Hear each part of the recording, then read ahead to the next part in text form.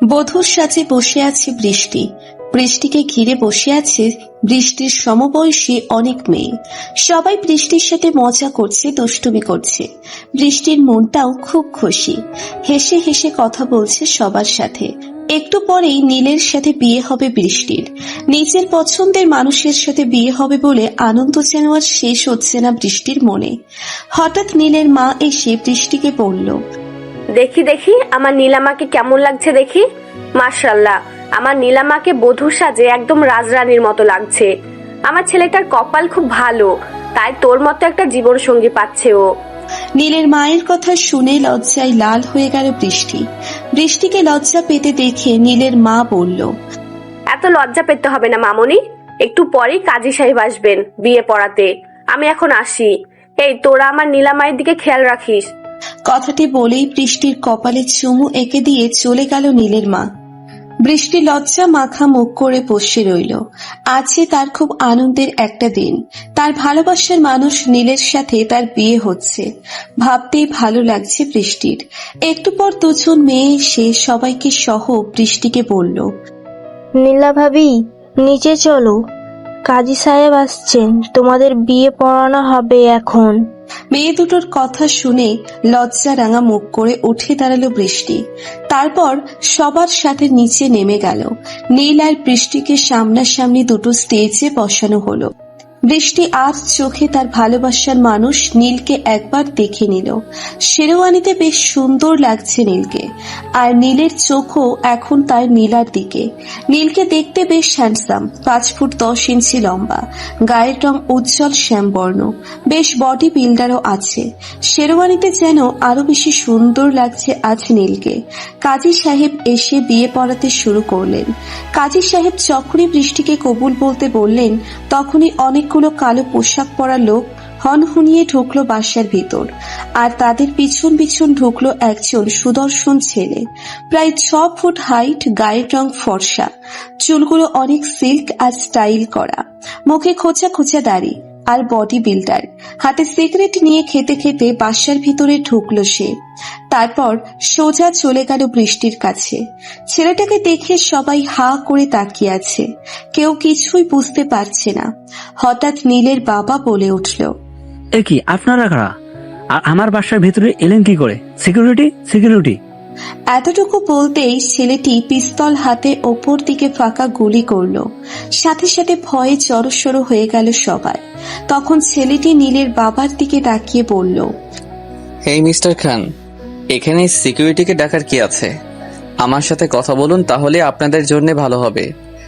নইলে কি হবে তা হয়তো এটা দেখে বুঝতে পারছেন। ছেলেটার কথা শুনে কিছুটা ভয় পেল নীলের বাবা, কিন্তু নীল ভয় না পেয়ে এগিয়ে এসে বলল, কে আপনারা?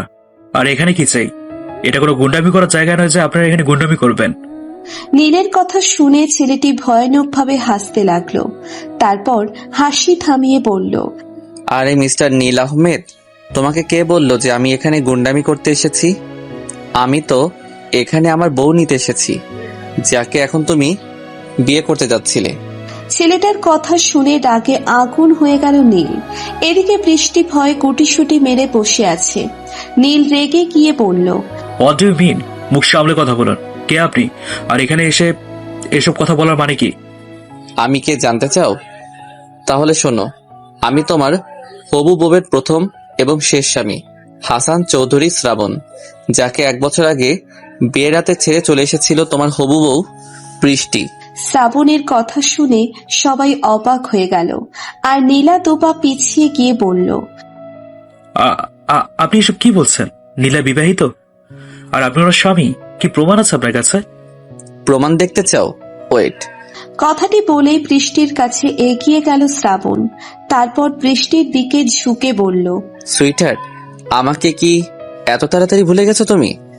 এখানে সবাইকে বলে দাও আমি তোমার স্বামী শ্রাবণ, আর তুমি আমার বউ চাঁদনি আক্তার বৃষ্টি। শ্রাবণের কথা শুনে উঠে দাঁড়ালো বৃষ্টি। তারপর রাগী গলায় বলল, আমি বৃষ্টি নই, আমার নাম নীলা, আর আমি আপনাকে চিনি না। কে আপনি? কেন এমন করছেন এখানে এসে? বৃষ্টির কথা শুনে রাগ উঠে গেল শ্রাবণের। শ্রাবণ রাগী গলায় বলল, বৃষ্টি, আমি জানি তুমি আমায় খুব ভালো করে চিনতে পারছো, কিন্তু নাটক করছো আমার থেকে বাঁচতে, সেটা তো আর সম্ভব নয় সুইটহার্ট। তোমাকে তো আমার সাথেই যেতে হবে। না, নীলা নাটক করছে না বাবা, নীলা সত্যি কথাই বলছে। পেছন থেকে বলে উঠল নীলের মা। নীলের মায়ের কথা শুনে পিছনে ঘুরে প্রকুচকে নীলের মায়ের দিকে তাকালো শ্রাবণ। নীলের মা শ্রাবণের সামনে এসে গাড়িতে বলতে লাগলো, তুমি হয়তো সত্যি বলছো বাবা, কিন্তু নীলাও কিন্তু মিথ্যে বলছে না। ও তোমাকে সত্যিই চিনতে পারছে না, কারণ 1 বছর আগে আমাদের গাড়ির সাথে অ্যাক্সিডেন্ট করে নীলা নিজের স্মৃতিশক্তি হারিয়ে ফেলেছে। নীলের মায়ের কথা শুনে অবাক চোখে বৃষ্টির দিকে তাকালো শ্রাবণ। তারপর নীলের মায়ের দিকে তাকিয়ে বলল, এসব আপনি কি বলছেন? হ্যাঁ, আমি ঠিকই বলছি বাবা। নীলাকে আমরা 1 বছর আগে একদিন গভীর রাতে আমাদের গাড়ির সাথে অ্যাক্সিডেন্ট হওয়া অবস্থায় পাই। সেই অ্যাক্সিডেন্টের নীলা ওর মাথায় অনেক চোট পায়, যার ফলে ওর মন থেকে পুরনো সব স্মৃতি মুছে গেছে। তারপর থেকে আমরা অনেক খুঁজেছি ওর বাড়ির লোককে, কিন্তু কাউকে পাইনি। তখন নীলাকে আমি আমার নিজের মেয়ে মনে করে আমার কাছেই রেখে দিই। আর এই 1 বছরে আমার ছেলে নীল আর নীলামা একে অপরকে পছন্দ করতে শুরু করে। তাই আমরা নীলের সাথে নীলার বিয়ে দিতে চাচ্ছিলাম, কিন্তু আমরা কখনো ভাবতে পারিনি আজকেই কেউ একজন আসবে ওর আসল পরিচয় নিয়ে, আর সেটাও ওর স্বামী। নীলের মায়ের কথা শুনে শ্রাবণ কিছু বলার আগেই বৃষ্টি দৌড়ে এসে নীলের মায়ের পিছনে দাঁড়িয়ে বলল, আমি এনাকে চিনি না মামুনি, তুমি এনার কথা বিশ্বাস করে আমায় এনার সাথে যেতে বলো না প্লিজ। আমি নীলকে ভালোবাসি, আমি নীলকে ছাড়া আর কাউকে আমার স্বামী হিসেবে মানতে পারবো না। প্লিজ মামুনি, তুমি আমাকে এই সন্ত্রাসীটার হাতে তুলে দিও না। বৃষ্টির কথা শুনে মাথা গরম হয়ে গেল শ্রাবণের। শ্রাবণ বৃষ্টির হাত ধরে টান দিয়ে এক ঝটকায় বৃষ্টিকে নিচের বুকে নিয়ে নিল। তারপর বৃষ্টিকে শক্ত করে বুকের সাথে চেপে ধরে বলল, তোমাকে তো আজ আমার সাথে যেতেই হবে সুইটহার্ট। তোমার সাথে যে আমার অনেক হিসাব নিকাশ বাকি আছে, সেটা তুমি চাও আর না চাও। কথাগুলো বলেই বৃষ্টির মুখে রুমাল চেপে ধরে বৃষ্টিকে অজ্ঞান করে ফেলল শ্রাবণ। তারপর কোলে তুলে নিয়ে বলল, আমি ওকে নিয়ে যাচ্ছি। এতদিন আমার বৃষ্টিকে আপনাদের বাসায় নিজের মেয়ের মতো করে রেখেছিলেন বলে আপনাদের অসংখ্য ধন্যবাদ। আমি ঢাকার নাম্বার 1 বিজনেসম্যান হাসান চৌধুরী শ্রাবণ। আপনাদের কখনো কোনো প্রয়োজন হলে অবশ্যই আমায় জানাবেন, আমি আপনাদের সহযোগিতা করব। কথাগুলো বলেই বৃষ্টিকে নিয়ে চলে যেতে নিল শ্রাবণ। আর তখনই শ্রাবণের সামনে বাধা হয়ে দাঁড়ালো নীল। নীল শ্রাবণের সামনে দাঁড়িয়ে বলল, দাঁড়ান মিস্টার শ্রাবণ, আপনি এভাবে নীলাকে কোনো প্রমাণ ছাড়া নিয়ে যেতে পারেন না। আর তাছাড়া নীলা অতীতের সব কথা ভুলে গেছে। নীলা এখন আপনাকে আর চেনা নয়। নীলা আমায় ভালোবাসে, আর আমিও নীলাকে। আপনি ওকে এভাবে নিয়ে যেতে পারেন না এখান থেকে। নীলের কথা শুনে বাঁকা হেসে শ্রাবণ বলল, কে আটকাবে আমায় বৃষ্টিকে নিয়ে যাওয়া থেকে? তুমি, নীল আহমেদ? হ্যাঁ, আমি আপনাকে আটকাবো, কারণ আমি নীলাকে ভালোবাসি আর নীলাও আমায় ভালোবাসে। আজ আমাদের বিয়ে, আপনি হঠাৎ কোত্থেকে এসে নিজেকে নীলার স্বামী বলে দাবি করবেন, এটা আর কেউ মানলেও আমি মানব না। নীলের কথা শুনে রাগ যেন মাথায় উঠে গেল শ্রাবণের। শ্রাবণ নীলকে কিছু বলবে তার আগেই নীলের বাবা এসে নীলকে থামিয়ে দিয়ে বলল, আপনি কিছু মনে করবেন না মিস্টার শ্রাবণ চৌধুরী। নীল ছেলে মানুষ, তাই আপনার ব্যাপারে ভালোভাবে না জেনে এমন বলেছে। আপনি নীলাকে নিয়ে যান, কোনো প্রমাণ চাই না আমাদের। নীলের বাবার কথা শুনে নীল অবাক হয়ে বলল, আব্বু, তুমি এসব কি বলছো আব্বু? চেনা নেই জানা নেই কোনো প্রমাণ ছাড়া তুমি এভাবে আমার নীলাকে ওনার হাতে তুলে দিতে পারো না। এটা আর কেউ মানলেও আমি মানবো না। নীলের কথা শুনে নীলের হাত ধরে কিছুটা দূরে নিয়ে গেল নীলের বাবা। তারপর নীলের হাত ধরে আস্তে আস্তে বলল, নীল, কি করছো তুমি? তুমি জানো না এই শ্রাবণ চৌধুরী আসলে কে? ঢাকার এমন কোনো মানুষ নেই যে একে চেনে না। বিজনেস যেমন উনি সবার সেরা, তেমনি ঢাকা শহরের ডনও উনি।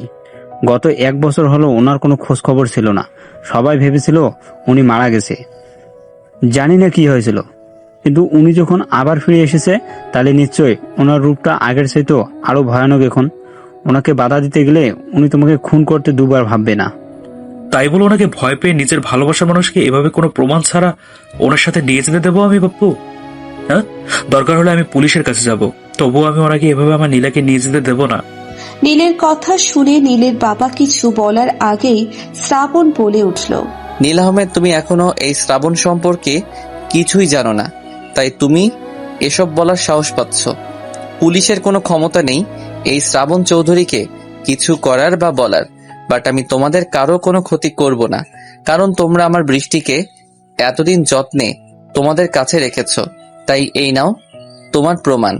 নীল কাগজগুলো একটা একটা করে খুলে দেখতে লাগলো। শ্রাবণ আর বৃষ্টির কাবিনের কাগজ, আর ছবিগুলোতে শ্রাবণ আর বৃষ্টি একে অপরকে আংটি পরাচ্ছে, কোথাও মুখোমুখি বসে আছে। ছবিগুলো দেখে অবাক হয়ে শ্রাবণের দিকে তাকিয়ে নীল বলল, আমি মেনে নিলাম নীলা সত্যি আপনার বউ, কিন্তু তাহলে এই একটি বছর আপনি কোথায় ছিলেন মিস্টার শ্রাবণ? একটি বারো নীলার খোঁজ নেওয়ার প্রয়োজন মনে করেননি আপনি? এমনকি আমরা যখন চারদিকে নীলার আপন মানুষ খুঁজছিলাম তখনও পাইনি আপনাকে। তখন কি হয়েছিল আপনার? কোথায় ছিলেন আপনি? কোনো এক বিশ্বাসঘাতকের বিশ্বাসঘাতকতার জন্যে এতদিন আমি লাইফ সাপোর্টে ছিলাম নীল, নইলে অনেক আগেই আমার বৃষ্টিকে আমি এখান থেকে নিয়ে যেতাম। শ্রাবণের কথা শুনে নীল অবাক হয়ে বলল, কিন্তু আপনার মতো একজন লোকের সাথে এমন বিশ্বাসঘাতকতা করার সাহস কি হলো মিস্টার শ্রাবণ? আছে কেউ একজন, খুব কাছের কেউ। কথাগুলো বলে আর এক মুহূর্ত না দাঁড়িয়ে বৃষ্টিকে কোলে নিয়ে চলে গেল শ্রাবণ। শ্রাবণ চলে যেতেই এক ফোঁটা জল গড়িয়ে পড়ল নীলের চোখ থেকে। নীল তো তার নীলাকে সত্যিই অনেক ভালোবাসে। 1 বছর আগে গভীর রাতে একটি পার্টি থেকে গাড়ি করে বাড়ি ফিরছিল নীল আর নীলের পরিবার। সবাই অনেক হাসাহাসি করতে করতে আসছিল। ড্রাইভিং সিটে বসে গাড়ি চালাচ্ছিল নীল নিজেই। হঠাৎ নীলের গাড়ির সামনে দৌড়ে একটা মেয়ে চলে আসে। ব্রেক করার আগেই মেয়েটাকে অ্যাক্সিডেন্ট করে বসে নীল। গাড়ির সাথে জোরে ধাক্কা খেয়ে ছিটকে গিয়ে কিছুটা দূরে একটা পাথরের সাথে মাথায় আঘাত লাগে মেয়েটার। নীল আর দেরি না করে গাড়ি থামিয়ে তাড়াতাড়ি চলে যায় মেয়েটির কাছে। নীলের বাবা নীলকে বলে, নীল, তাড়াতাড়ি চল, আমরা এখান থেকে চলে যাই। কেউ দেখে ফেললে পুলিশ কেস হয়ে যাবে। নীলের বাবার কথা শুনে নীলের মা বলে, না নীলের বাবা, আমরা এভাবে একটা মেয়েকে মৃত্যুর মুখে ফেলে চলে যেতে পারি না। নীল, তুই দেখ তো মেয়েটা বেঁচে আছে কিনা, তাড়াতাড়ি ওকে হসপিটালে নিয়ে চল। মায়ের কথা শুনে বৃষ্টিকে কোলে তুলে নেয় নীল। বৃষ্টির পুরো মুখটা রক্তে মাখামাখি, চেহারাটা বোঝার উপায় নেই। বৃষ্টিকে নিয়ে দ্রুত হাসপাতালে নিয়ে যায় নীল। ডাক্তার বৃষ্টির অবস্থা দেখে ওকে আইসিইউতে ভর্তি করে। ছোট্ট একটা অপারেশন হয় বৃষ্টির। 3 দিন পর যখন জ্ঞান ফেরে তখন কাউকে চিনতে পারে না বৃষ্টি, এমনকি নিজের নামটাও বলতে পারে না। ডাক্তার নীলের পরিবারকে জানায় বৃষ্টির মাথায় আঘাত পেয়ে পুরনো সব স্মৃতি হারিয়ে গেছে ওর। বৃষ্টির এমন অবস্থা দেখে নীলের পরিবার বৃষ্টির আপন মানুষদের খুঁজে বের করার অনেক চেষ্টা করে, কিন্তু ফলাফল হয় শূন্য। এদিকে নীলের মায়ের শুধু একটা ছেলে বলে তার মেয়ের খুব শখ ছিল, তাই বৃষ্টিকে নিজের বাড়িতে নিয়ে যাওয়ার সিদ্ধান্ত নেয় নীলের মা। নীলের বাবা প্রথমে রাজি না হলেও পরে নীলের মায়ের জেদের কারণে রাজি হয়ে যায়। নীলের সাথে মিলিয়ে বৃষ্টির নাম রাখা হয় নীলা। নিজের মেয়ের মতো ভালোবাসেন বৃষ্টিকে নীলের মা। নীল প্রথমে নীলাকে খুব হিংসে করত, রাগ করলেও পরে ধীরে ধীরে নীলার প্রেমে পড়ে যায় নীল। আর একদিন নিজের মায়ের কাছে সে কথা বলে দেয় যে বিয়ে যদি করতেই হয় তাহলে ও নীলাকেই করবে।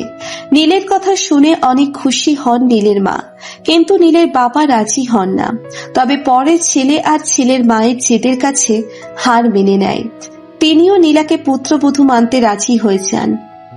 নীলাকে এই ব্যাপারে জিজ্ঞেস করলে নীলাও বিয়েতে মত দিয়ে দেয়।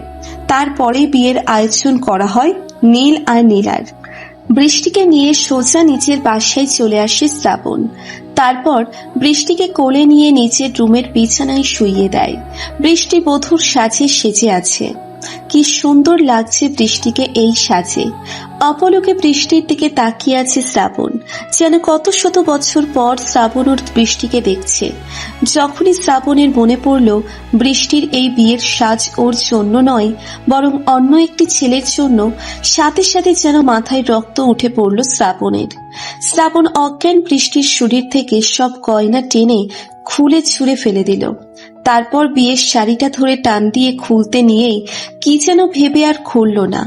একটা সিগারেট ধরিয়ে ব্যালকনিতে চলে গেল শ্রাবণ। তারপর ডুব দিল অতীতে। বৃষ্টি যখন শ্রাবণের পেটে ছুরি মেরে চলে যায় তখন চারিদিকে অন্ধকার হয়ে মাটিতে লুটিয়ে পড়ে শ্রাবণ। তখনই শ্রাবণের লোকেরা রুমের ভিতরে ঢুকে শ্রাবণকে রক্তাক্ত অবস্থায় দেখে তাড়াতাড়ি হাসপাতালে নিয়ে যায়। দীর্ঘ 4 ঘন্টা অপারেশনের পর লাইফ সাপোর্টে রাখা হয় শ্রাবণকে। এই অবস্থাতেই কেটে যায় দীর্ঘ 10টি মাস।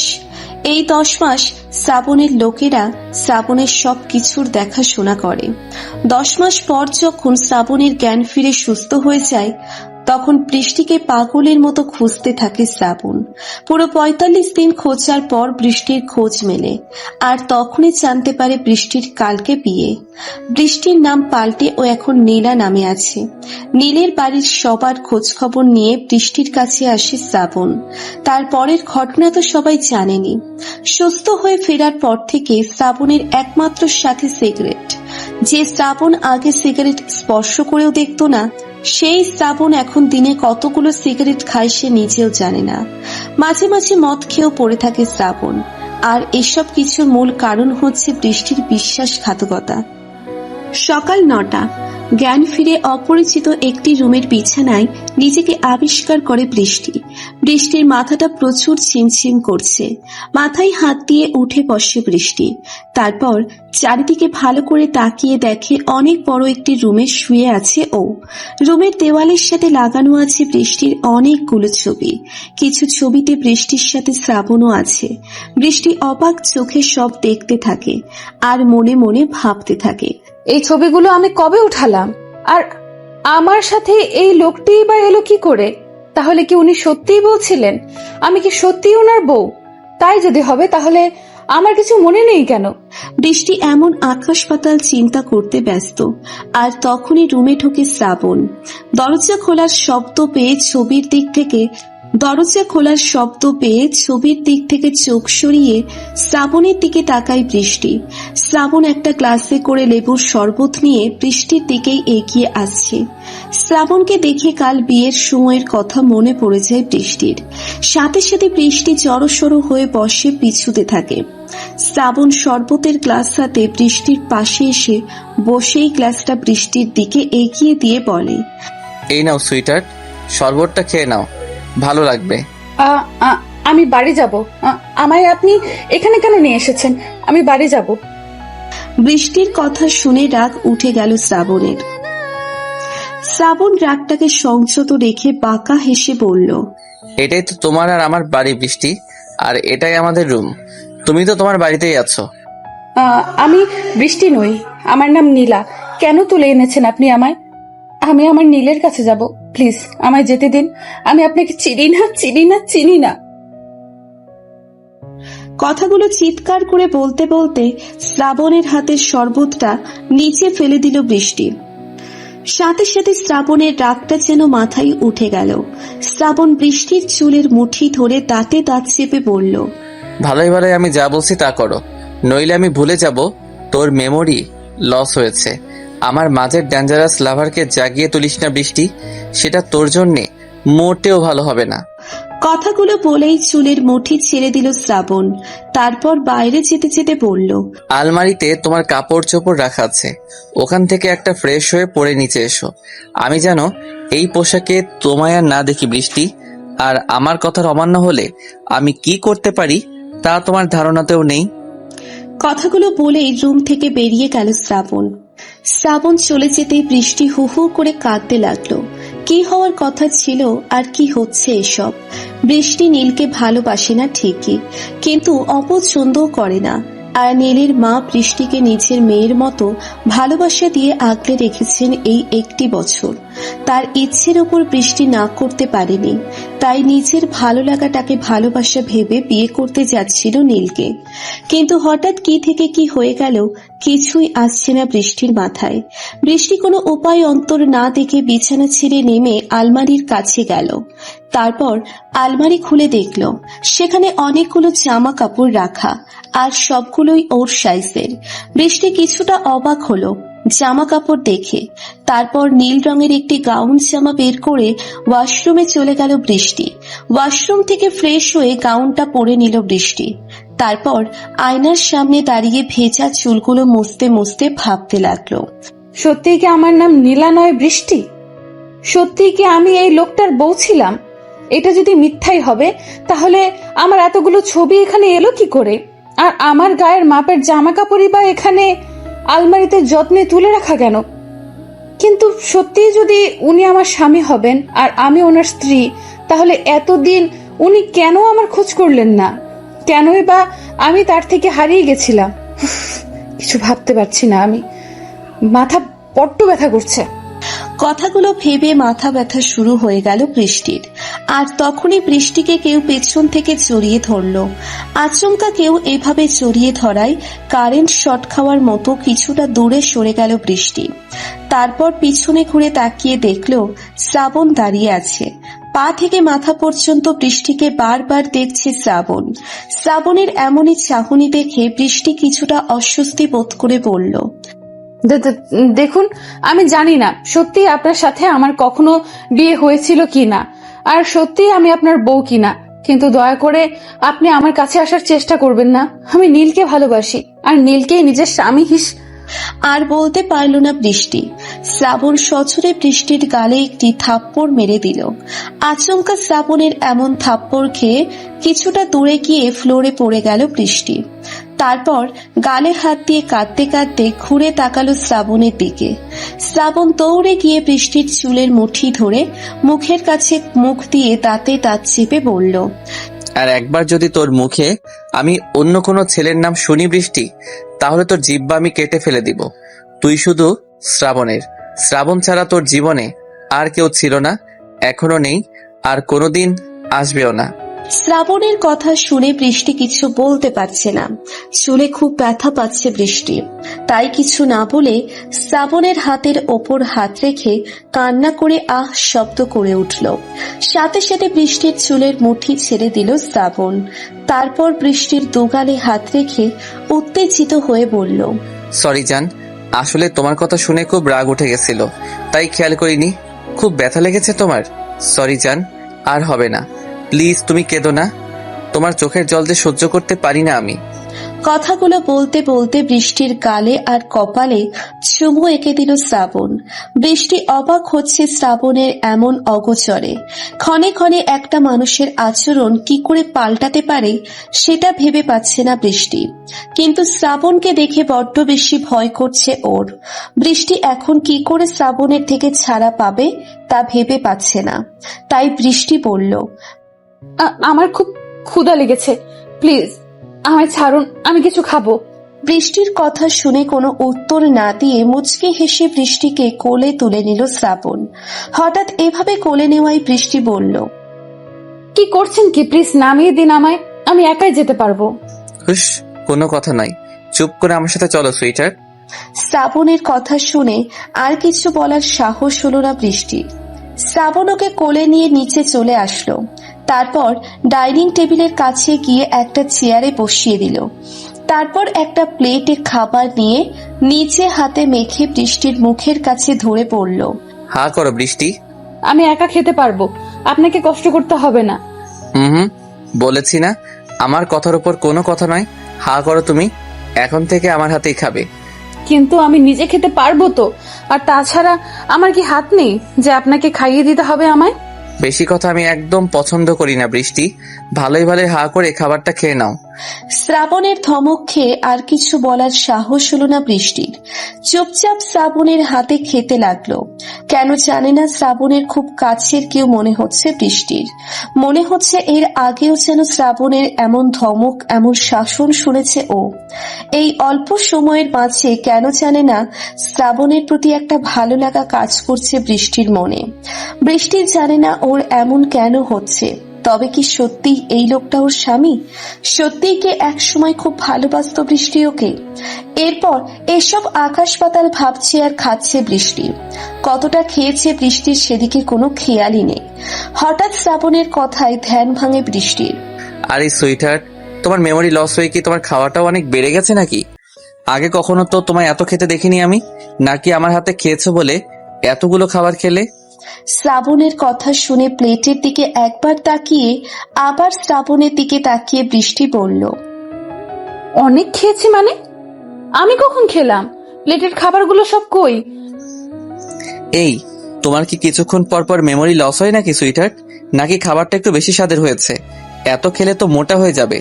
অবশ্য তুমি মোটা হলে আমার তাতে কোনো আপত্তি নেই, শুধু আর কোলে নিতে পারবো না, এই আর কি। শ্রাবণের কথা শুনে রাগ হচ্ছে বৃষ্টির। বৃষ্টি নিজের রাগটাকে সংযত রেখে কৌতূহল বশত শ্রাবণকে জিজ্ঞেস করলো, আচ্ছা, আপনি তো বলেছিলেন আপনার সাথে আমার বিয়ে হয়েছে, আমি আপনার বউ। তাহলে এই 1 বছর আপনি আমার কোনো খোঁজ করেননি কেন? বৃষ্টির প্রশ্ন শুনে মুখটা মলিন হয়ে গেল শ্রাবণের। শ্রাবণ শান্ত গলায় বলল, খুব কাছের একজন বিশ্বাসঘাতকতা করেছিল আমার সাথে। আমার বিশ্বাসের সুযোগ নিয়ে বুকে ছুরি মেরেছিল আমার, যার ফলে আমি তোমার খোঁজ নিতে পারিনি বৃষ্টি। শ্রাবণের কথা শুনে বৃষ্টি ভ্রু কুঁচকে বলল, কে সে যে আপনার সাথে বিশ্বাসঘাতকতা করেছিল? আর কেনই বা এমন করেছিল? আপনি শাস্তি দেননি তাকে? না, আমি তাকে শাস্তি দিতে পারবো না, কারণ সে আমার আত্মা, আমার প্রাণ সে। আর আত্মাকে কষ্ট দেওয়া মানে তো নিজেকে কষ্ট দেওয়া, প্রাণকে শাস্তি দেওয়া মানে তো নিজেকেই শাস্তি দেওয়া, তাই না? যাকে আপনি এত ভালোবাসেন সে কেন করেছিল আপনার সাথে বিশ্বাসঘাতকতা? কি এমন হয়েছিল যে সে এমন করেছে আপনার সাথে? সেই উত্তর তো আমারও অজানা বৃষ্টি, তবে খুব জলদি সেই উত্তর পেয়ে যাব আমি। এখন শুধু তোমার স্মৃতি ফেরার অপেক্ষা। আমার স্মৃতি ফেরার সাথে আমার উত্তর পাওয়ার কি সম্পর্ক? সে তুমি বুঝবে না। খাওয়া শেষ, এখন লক্ষ্মী মেয়ের মতো রুমে গিয়ে বসে থাকো, আমি খাওয়া শেষ করে আসছি। তোমার সাথে কিছু কথা আছে। শ্রাবণের কথা শুনে বৃষ্টি আর কিচ্ছু বলল না, সোজা উপরে চলে গেল। কেন জানে না শ্রাবণের কথা অমান্য করতে ইচ্ছে হচ্ছে না ওর। শ্রাবণকে খুব কাছের মানুষ মনে হচ্ছে বৃষ্টির। বৃষ্টি রুমে গিয়ে ব্যালকনিতে চলে গেল। ব্যালকনিটা বেশ বড়, সেখানে বেশ কয়েকটা ফুলের গাছ লাগানো টবে, পাশেই একটা দোলনা। বৃষ্টি গিয়ে দোলনায় বসে পড়ল। তখনই ওর চোখ পড়ল পাশে থাকা একটি গিটারের দিকে। গিটারটা হাতে নিয়ে নেড়েচেড়ে দেখতে লাগলো বৃষ্টি। বৃষ্টির বারবার মনে হচ্ছে ও আগেও একবার এখানে এসেছে। এই জিনিসগুলো খুব পরিচিত ওর, আর শ্রাবণ সত্যিই ওর খুব কাছের কেউ, কিন্তু কোনো মতেই মনে করতে পারছে না কিছু বৃষ্টি। বৃষ্টির প্রচন্ড মাথা ব্যথা শুরু হয়ে গেল সব মনে করার চেষ্টা করায়। মাথার যন্ত্রণা সহ্য করতে না পেরে একসময় বৃষ্টি জ্ঞান হারালো। খাওয়া দাওয়া শেষ করে রুমে এলো শ্রাবণ। রুমে এসে বৃষ্টিকে না পেয়ে বৃষ্টি বৃষ্টি বলে ডাকতে লাগলো ওকে, কিন্তু বৃষ্টির কোনো সাড়া শব্দ না পাওয়ায় শ্রাবণের মনে হলো বৃষ্টি হয়তো পালিয়ে গেছে ওর কাছ থেকে। কথাটা মনে হতেই মাথায় যেন রক্ত উঠে গেল শ্রাবণের। শ্রাবণ হাতের মুঠ শক্ত করে দাঁতে দাঁত চেপে নিজে নিজেই বলল, বৃষ্টি, তুমি যদি সত্যি এখান থেকে পালিয়ে গিয়ে থাকো, তাহলে তুমি ভাবতেও পারবে না আমি তোমার কি হাল করব। তোমার মেমোরি লস হয়েছে বলে তোমায় ছেড়ে রেখেছি আমি। যদি তুমি পালিয়ে গিয়ে থাকো তাহলে আমি ভুলে যাব তোমার মেমোরি লসের কথা। একবার শুধু তোমায় পেয়ে নেই আমি।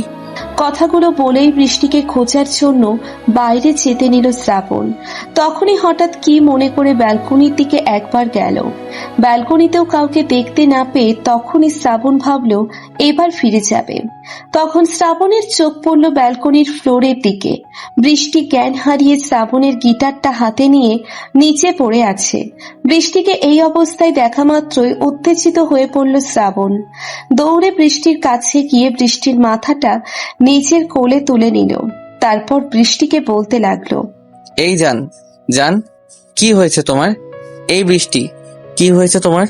তুমি এভাবে এখানে পড়ে আছো কেন? কথা বলো বৃষ্টি, কথা বলো আমার সাথে। শ্রাবণ পাগলের মতো বৃষ্টিকে ডাকছে, কিন্তু কিছুতেই বৃষ্টি জ্ঞান ফিরছে না। তাই শ্রাবণ বৃষ্টিকে কোলে তুলে নিল। তারপর দ্রুত চলে গেল গাড়িতে। গাড়ি করে বৃষ্টিকে হাসপাতালে নিয়ে গেল শ্রাবণ। ডাক্তার এসে বৃষ্টিকে দেখে শ্রাবণকে বলল, মিস্টার শ্রাবণ, আপনার ওয়াইফ এখন একটু ঘুমাক, আপনি আমার সাথে আসুন। ডাক্তারের কথা শুনে বৃষ্টির মাথার হাত বুলিয়ে ডাক্তারের কাছে চলে গেল শ্রাবণ। ডাক্তার নিজের চেম্বারে গিয়ে বসে শ্রাবণকে বলতে লাগলো, মিস্টার শ্রাবণ, আপনার কাছে যা শুনলাম আর আপনার ওয়াইফকে দেখে যা বুঝলাম, তাতে বেশ ভালো করে বুঝতে পারলাম আমি যে আপনার ওয়াইফ তার মাথায় অ্যাক্সিডেন্টে খুব বেশি আঘাত পেয়েছিল, যার কারণে ওনার স্মৃতি নষ্ট হয়ে গেছে। আর উনি হয়তো কোনোভাবে আজকে পুরনো কোনো কথা জোর করে মনে করার চেষ্টা করেছিল, যার ফলে উনি জ্ঞান হারিয়েছে। ডাক্তারের কথা শুনে শ্রাবণ বলল, আমার বৃষ্টির কি আর কখনো তার পুরনো স্মৃতি ফিরবে না ডাক্তার? হ্যাঁ, ফিরবে, অবশ্যই ফিরবে, কিন্তু সেই সময়টা কখন আসবে এটা শিওর বলা যাচ্ছে না মিস্টার শ্রাবণ। তবে একটা কথা, আপনি কখনো ভুল করেও ওনাকে জোর করে পুরনো স্মৃতি মনে করানোর চেষ্টা করবেন না, তাহলে আপনার ওয়াইফের বড় কোনো ক্ষতি হয়ে যেতে পারে, এমনকি উনি পাগলও হতে পারেন। ডাক্তারের কথা শুনে শ্রাবণ বলল, আমি চেষ্টা করব না ডাক্তার, চেষ্টা করব না বৃষ্টির স্মৃতি ফেরানোর। তবু ওকে সুস্থ করে দিন আপনি। শ্রাবণের কথা শুনে মুচকি হেসে ডাক্তার বলল, সত্যি আপনার ওয়াইফের কপালটা খুব ভালো মিস্টার শ্রাবণ, তাই আপনি ওকে এতটা ভালোবাসেন। চিন্তা করবেন না, আপনার ওয়াইফ খুব তাড়াতাড়ি সুস্থ হয়ে যাবে। শুধু ওনার উপর কোনো বিষয়ে জোর খাটাবেন না, আর জোর করে ওনাকে কোনো পুরনো স্মৃতি মনে করানোর চেষ্টা করবেন না। ওকে ডাক্তার, আমি মনে রাখবো আপনার কথা। আমি কখনো কোনো বিষয় জোর করব না বৃষ্টির সাথে, কখনো ওকে পুরনো স্মৃতি মনে করানোর চেষ্টাও করব না। কথাগুলো বলে বৃষ্টির কেবিনের দিকে চলে গেল শ্রাবণ। শ্রাবণ চলে যেতেই ডাক্তার মুচকি হেসে বলল, এমন একটা রাগী লোক যে কারোর জন্য এতটা পাগল হতে পারে, তাই এই শ্রাবণ চৌধুরীকে না দেখলে হয়তো জানতেই পারতাম না। শ্রাবণ ডাক্তারের চেম্বার থেকে বেরিয়ে বৃষ্টির কেবিনে গেল। কেবিনে ঢোকা মাত্রই সামনে দেখে রাগে কপালের রগ ফুলে উঠল শ্রাবণের। হাতের মুঠ শক্ত করে অগ্নি দৃষ্টিতে তাকিয়ে রইল সামনে মানুষটির দিকে। বৃষ্টির জ্ঞান ফিরে এসেছে, আর বৃষ্টির পাশে বৃষ্টির হাত ধরে বসে আছে নীল। নীলের পাশেই দাঁড়িয়ে আছে নীলের মা আর বাবা। শ্রাবণকে দেখা মাত্রই নীলের হাত থেকে নিচের হাতটা ছাড়িয়ে নিল বৃষ্টি, কারণ বৃষ্টির মনে আছে শ্রাবণ বলেছিল ওর মুখে যেন অন্য কোনো ছেলের নাম না শোনে শ্রাবণ। সেখানে ওর হাত ধরা দেখলে তো শ্রাবণ কি করে বসবে তার কোনো ঠিক নেই। সেই ভয়েই নীলের হাত থেকে নিচের হাতটা ছাড়িয়ে নিল বৃষ্টি। বৃষ্টির এমন আচরণে নীল শ্রাবণকে না দেখে আবারও বৃষ্টির হাত ধরে পড়ল। কি হলো নীলা, তুমি হাতটা সরিয়ে নিলে কেন আমার থেকে? নীলের কথার উত্তরে বৃষ্টি কিছু বলার আগেই শ্রাবণ গম্ভীর গলায় বলে উঠল, তোমার জ্ঞান ফিরেছে বৃষ্টি? কেমন আছো এখন তুমি? শ্রাবণের গলার স্বর শোনা মাত্রই বৃষ্টির হাতটা ছেড়ে দিল নীল। যতই হোক নীল তো প্রধান পেয়েছে বৃষ্টি শ্রাবণের বউ। নীল বৃষ্টির কাছ থেকে উঠে এসে শ্রাবণকে বলল, কেমন আছে মিস্টার শ্রাবণ? আর নীলা অজ্ঞান হলো কি করে? আপনার বাসায় গিয়ে জানতে পারলাম আপনি ওকে নিয়ে হসপিটালে এসেছেন, তাই আমরাও চলে এলাম। কি হয়েছিল আমার নীলার? নীলের কথা শুনে রাগ হলেও নিজের রাগটাকে কন্ট্রোল রেখে শ্রাবণ বলল, ও তোমার নীলা নয়, নীল আহমেদ, ও আমার বৃষ্টি। এতটুকু বলেই নীলকে পাশ কাটিয়ে বৃষ্টির কাছে চলে যায়। তারপর বৃষ্টির পাশে বসে বৃষ্টির মাথায় হাত বুলিয়ে বলল, এখন কেমন আছো বৃষ্টি? তুমি বেলকনিতে অজ্ঞান হলে কি করে? শ্রাবণের কথা শুনে বৃষ্টি কিছুটা অস্বস্তি বোধ করে বসল। জানি না আমার কি হয়েছিল, মাথায় প্রচন্ড ব্যথা হয়, তারপরেই চারদিকে অন্ধকার হয়ে জ্ঞান হারাই আমি। তারপর আর কিছু মনে নেই আমার। বৃষ্টির অস্বস্তির বিষয়টা বুঝতে পেরে বৃষ্টির থেকে সরে দাঁড়ালো শ্রাবণ। তারপর নীলের বাবা মায়ের দিকে তাকিয়ে বলল, কেমন আছেন আঙ্কেল আন্টি? এই তো ভালো আছি বাবা, কিন্তু নীলা মামনির জন্য মনটা কেমন করছিল, তাই তোমার বাসায় গেছিলাম। তোমাদের সেখানে না পেয়ে এখানে চলে আসলাম। ও, ভালো করেছেন আন্টি। এখন আমাদের সাথে বাসায় চলুন, আমি ডাক্তারের থেকে বৃষ্টি রিলিজ নিয়ে আসছি। শ্রাবণের কথা শুনে বৃষ্টি বলল, শুনছেন? বৃষ্টির গলা পেয়ে পিছন দিকে ঘুরে তাকালো শ্রাবণ। কিছু বলবে আমায় বৃষ্টি? হ্যাঁ, মানে আসলে আমি মামনির সাথে মামনির বাসায় যেতে চাই। আপনার বাসায় যাব না আমি, আমায় একটু মামনির বাসায় যেতে দিন না প্লিজ। বৃষ্টির কথা শুনে রাগ উঠে গেল শ্রাবণের। শ্রাবণ কিছু বলবে তার আগেই নীলের মা বলল, হ্যাঁ বাবা শ্রাবণ, আমরা নীলামাকে নিয়ে যেতে চাই আমাদের সাথে। কয়েকদিন পর না হয় আবার ওকে নিয়ে এসো তুমি। নীলের মতো তুমিও আমার আরেক ছেলে, প্লিজ বাবা না করো না। নীলাকে হঠাৎ যেভাবে নিয়ে এসেছো তুমি, আমার বাড়িটা একদম খালি হয়ে গেছে। নীলের মায়ের কথা শুনে শ্রাবণ কি যেন ভাবলো, তারপর বলল, আচ্ছা ঠিক আছে আন্টি, বৃষ্টি যখন চাইছে তখন যাবে ও আপনাদের বাসায়। তবে আজকে নয়, কালকে। কালকে আমি নিজে গিয়ে রেখে আসবো ওকে আপনার বাসায়। কথাগুলো বলেই কথার কোনো উত্তরের অপেক্ষা না করে নীলের হাত ধরে নিয়ে চলে গেল শ্রাবণ। বৃষ্টির কেবিন থেকে বাইরে বেরিয়ে শ্রাবণ নীলকে উদ্দেশ্য করে বলল, দেখো নীল, আমি তোমাদের কাছে অনেক কৃতজ্ঞ। তোমরা আমার অসুস্থতার সময় আমার বৃষ্টিকে নিজেদের বাড়ির মেয়ের মতো করে রেখেছো। তাই কিন্তু একটা কথা ভুলে যেও না, বৃষ্টি আমার বউ, তাই ওর থেকে যত দূরে থাকবে তুমি, তোমার জন্য ততই ভালো হবে। আমি ভালোর সময় ভালো আর খারাপের সময় কতটা খারাপ তা তোমার ধারণার বাইরে। সো বুঝতেই তো পারছো। কথাটা বলেই নীলের পিঠে আস্ত 2টা চড় দিয়ে ডেভিল হেসে চলে গেল শ্রাবণ। আর নীল অসহায় দৃষ্টিতে তাকিয়ে রইল শ্রাবণের চলে যাওয়ার দিকে। হাসপাতাল থেকে রিলিজ দিয়ে বৃষ্টিকে বাসায় নিয়ে এলো শ্রাবণ। নীলের মা বাবাকেও আসতে বলেছিল, কিন্তু তারা আসেনি। বলেছে কাল তো নীরা যাবেই ওদের বাড়িতে, তাই তখনই দেখা হবে, এখন আর যাবে না। বাসার সামনে গাড়ি থামতেই গাড়ি থেকে নেমে সোজা শ্রাবণের রুমে চলে গেল বৃষ্টি।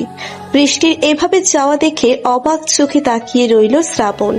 তারপর বৃষ্টির পিছু পিছু নিচের রুমে গেল শ্রাবণ। বৃষ্টি শ্রাবণের রুমের দেওয়ালে থাকা ছবিগুলোতে হাত বুলিয়ে শ্রাবণের দিকে তাকিয়ে বলল, এই ছবিগুলো সত্যিই আমার? বৃষ্টি, এগুলো তোমার ছবি, আর এই ছবিগুলো আমি তুলিয়েছিলাম তোমার আড়ালে। আমার আড়ালে কেন? কারণ তুমি এখন যেভাবে আমার থেকে দূরে যাওয়ার চেষ্টা করছো, তখনও এমনই করতে। কিন্তু তখন তো আমি আপনার বউ ছিলাম, তাই না? আর তখন আমার স্মৃতিও ঠিক ছিল, তাহলে আমি আপনার থেকে দূরে যেতে চাইতাম কেন? সে অনেক কথা বৃষ্টি, এখন সেসব বাদ দিয়ে ফ্রেশ হয়ে নিচে আসো, নাস্তা করবে, অনেক বেলা হয়ে গেল। কথাটা বলেই নিচে চলে গেল শ্রাবণ। শ্রাবণের ব্যবহার একদম স্বাভাবিক, কোনো রাগ নেই, বৃষ্টির ভয়ও করছে না শ্রাবণকে দেখে। শ্রাবণ চলে গেলে বৃষ্টি ভাবতে লাগলো, এই লোকটাকে যত দেখছি ততই আমার মনে হচ্ছে আমি ওনাকে চিনি। আলাদা একটা টান অনুভব করছি আমি ওনার জন্য। কই, এমন টান তো কখনো নীলের জন্য অনুভব হয়নি আমার। তাহলে কি সত্যিই আমি কখনো এই লোকটাকে খুব ভালোবাসতাম? কেন কিছু মনে পড়ছে না আমার? কেন মুছে গেছে সব স্মৃতি মন থেকে? তবে কেন এত ভালো লাগা অনুভব করছি আমি ওনার প্রতি, তাও আবার মাত্র এইটুকু সময়ের মাঝে? এসব কথা ভেবেই মন খারাপ হচ্ছে বৃষ্টির। বৃষ্টি আলমারি থেকে একটা হলুদ রঙের জামা বের করে ওয়াশরুমে চলে গেল ফ্রেশ হতে। তারপর ফ্রেশ হয়ে এসে নিচে না গিয়ে ব্যালকনিতে চলে গেল বৃষ্টি। ব্যালকনিতে গিয়ে দেখলো এই গিটারটা নিচে পড়ে আছে। বৃষ্টি গিটারটা হাতে তুলে নিয়ে দোলনায় গিয়ে বসলো। তারপর গিটারটা বাজানোর চেষ্টা করতে লাগলো। আর তখনই শ্রাবণ খাবারের প্লেট হাতে রুমে ঢুকে বৃষ্টিকে ডাকতে লাগলো। শ্রাবণের ডাক শুনে গিটার হাতে উঠে আসলো বৃষ্টি। তারপর শ্রাবণকে উদ্দেশ্য করে বলল, আপনি গিটার বাজাতে জানেন শ্রাবণ? বৃষ্টির কথা শুনে খাবারের প্লেটটা টেবিলে রেখে বৃষ্টির দিকে তাকিয়ে শ্রাবণ বলল, জানি, আগে তোমায় গান শোনাতাম গিটার বাজিয়ে, কিন্তু তুমি হারিয়ে যাওয়ার পর আর কখনো বাজানো হয়নি।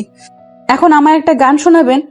আসলে আগের কথা তো আমার কিছু মনে নাই, আর গিটারটা দেখে খুব ইচ্ছে করছে গিটার বাজিয়ে গান শুনতে।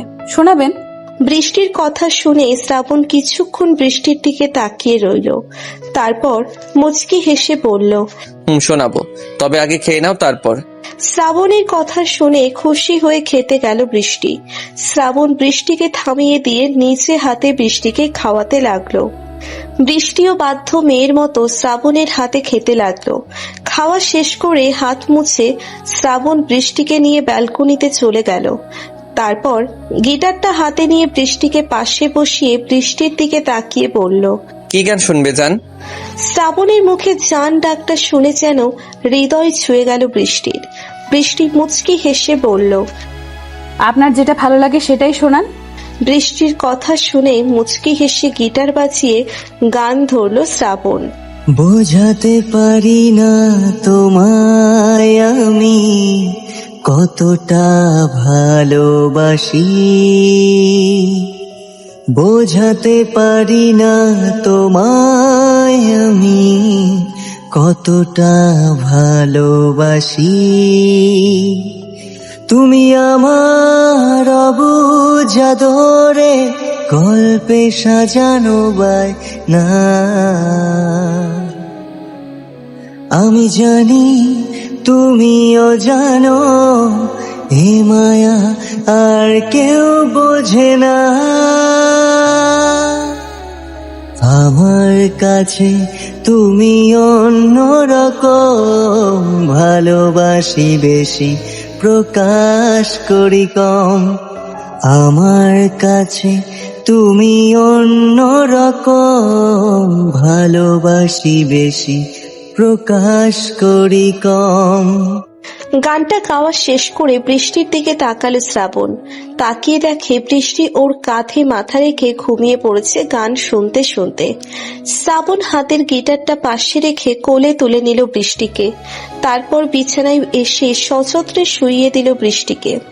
তারপর বৃষ্টির কপালের ওপর পড়ে থাকা চুলগুলো সরিয়ে দিয়ে বৃষ্টির কপালে চুমু এঁকে দিল শ্রাবণ। তারপর বৃষ্টির গালে হাত রেখে বলতে লাগলো, জানি না সেদিন কি হয়েছিল তোমার, কেন ওই রকম করেছিলে তুমি আমার সাথে, কেন খুন করতে চেয়েছিলে আমায়। লাইফ সাপোর্ট থেকে বেরোনোর পর ভেবেছিলাম তোমায় অনেক শাস্তি দিব আমি, আমার সাথে বিশ্বাসঘাতকতা করার জন্যে তিলে তিলে কষ্ট দিব তোমায়। কিন্তু কি করব বলো জান, তোমার মতো করে আমি তো তোমায় ভালোবাসিনি। তোমায় ভালোবেসেছি আমি নিজের প্রাণের চেয়েও বেশি। তোমায় কষ্ট দিতে গেলে যে সেই কষ্টটা আমার বুকে এসেই লাগবে, কি করে বোঝাবো তোমায় আমি। তুমি আমার রক্তে মিশে গেছো। তোমাকে কষ্ট দিতে গেলে যে তার চাইতে 1000 গুণ বেশি কষ্ট আমার বুকে এসে লাগে। বড্ড বেশি ভালোবাসি আমি তোমায় জান, এতটা ভালোবাসি যে তোমায় কষ্ট দেওয়ার কথা চিন্তাও করতে পারি না আমি। তুমি আমার সাথে যাই করে থাকো না কেন, আমি জানি তুমিও আমায় অনেক ভালোবাসো। আর আমায় খুন করতে চাওয়ার পিছনেও নিশ্চয়ই এমন কোনো কারণ আছে যা আমার অজানা। এখন শুধু তোমার স্মৃতি ফেরার অপেক্ষা বৃষ্টি, তারপর আমি জানতে পারবো তুমি সেদিন কেন অমন করেছিলে আমার সাথে। লাভ ইউ জান, লাভ ইউ সো মাচ। কথাগুলো বলেই ঘুমন্ত বৃষ্টির ঠোঁটে আলতো করে ঠোঁট ছোঁয়ালো শ্রাবণ। তারপর কিছুক্ষণ অপলোকে তাকিয়ে রইল বৃষ্টির দিকে। দোফোটা জল গড়িয়ে পড়ল শ্রাবণের চোখ থেকে। শ্রাবণ চোখ মুছে বেরিয়ে গেল রুম থেকে। ভালোবাসা যে বড়ই কষ্টের। মানুষ 1000 চেষ্টা করেও নিজের ভালোবাসার মানুষটাকে কষ্ট দিতে পারে না। নিজে 1000 কষ্টে থেকেও সুখে থাকার অভিনয় করে যায় ভালোবাসার মানুষটাকে ভালো রাখতে। 1000 চাওয়া সত্ত্বেও তার কোনো ক্ষতি করতে পারে না। নিচে এসে শ্রাবণ ওর লোকদের ডাকলো। তারপর সবাই এলে শ্রাবণ সবাইকে উদ্দেশ্য করে বলল, খোঁজ পেয়েছো ওদের? কোথায় আছে ওরা? শ্রাবণের কথা শুনে মাথা নিচু করে লোকগুলো উত্তর দিল, এখনো কোনো খোঁজ পাইনি স্যার। আমরা আপ্রাণ চেষ্টা করছি ওনাদের খুঁজে বের করতে, কিন্তু পাচ্ছি না কোথাও। সবার কথা শুনে রাগী গলায় শ্রাবণ বলল, যত তাড়াতাড়ি সম্ভব খুঁজে বের করো ওদের। ওদের খুঁজে পেলেই অনেক প্রশ্নের উত্তর পাবো আমি। এখন তোমরা যাও এখান থেকে, আর যেখান থেকে পারো খুঁজে বের করো ওদের। ওদের খবর আমার চাই, যত দ্রুত সম্ভব চাই। শ্রাবণের কথা শুনে সবাই মাথা নিচু করে চলে গেল সেখান থেকে। ওরা চলে যেতেই শ্রাবণ বলল, বর্ষা, সৌরভ আর নাজমুলকে খুঁজে বের করতেই হবে আমাকে। ওদের পেলেই আমি আমার অনেক প্রশ্নের উত্তর পাবো। হঠাৎ কোথায় উবে গেল ওরা এইভাবে?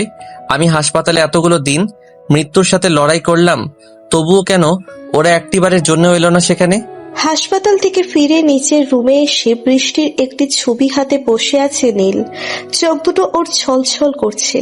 ও যে ওর নীলাকে সত্যিই অনেক ভালোবেসে ফেলেছিল। নীলার সাথে তো বিয়ে হতেও যাচ্ছিল ওর।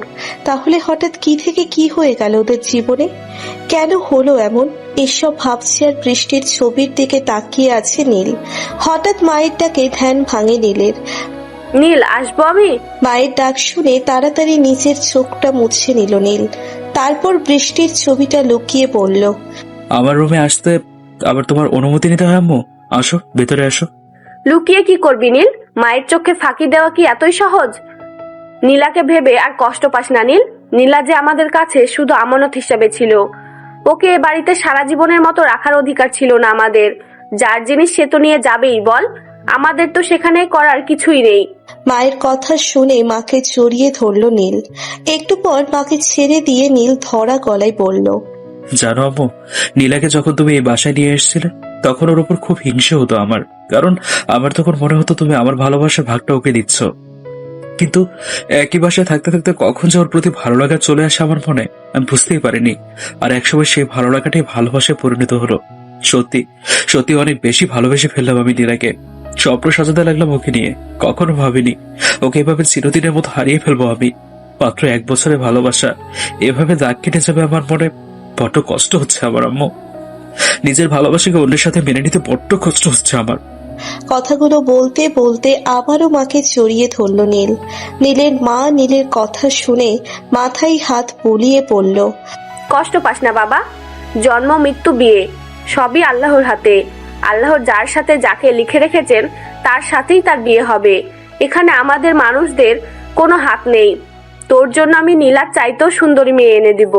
তুই নীলাকে ভুলে যা নীল, ভুলে যা তুই। মায়ের কথা শুনে মাকে ছেড়ে দিয়ে মায়ের দিকে তাকিয়ে বলল, আচ্ছা, ভুলে যাও কি এতই সহজ আম্মু? আমি চাইলেও কখনো ভুলতে পারবো না নীলাকে, কারণ আমি ওকে সত্যিকারের ভালোবেসেছি। তবে আমি কখনোই বাধা হয়ে দাঁড়াবো না শ্রাবণ আর নীলার মধ্যে। দূর থেকে প্রার্থনা করে যাবো যেন যেখানে থাকে সুখে থাকে আমার নীলা। আর কিছু চাই না আমি আম্মু, আর কিছু চাই না। নীলের কথা শুনে নীলের মাথায় হাত বুলিয়ে সেখান থেকে চলে গেলেন নীলের মা। সে চাইলেও সে পারবে না নীলাকে এনে দিতে তার একমাত্র ছেলের জন্য। তবে তিনি তো মা, ছেলের কষ্ট দেখে তারও যে অনেক বেশি কষ্ট হচ্ছে বুকে। তবে সে চায় না নিজের কষ্টটাকে ছেলের সামনে প্রকাশ করে তার কষ্টটা আরো বাড়িয়ে দিতে। কপালে কারো ভালোবাসার পরশ পেয়ে ঘুম ভাঙে বৃষ্টির। বৃষ্টি মিটিমিটি করে তাকিয়ে দেখে ওকে অনেক শক্ত করে বুকের মাঝে জড়িয়ে ধরছে শ্রাবণ।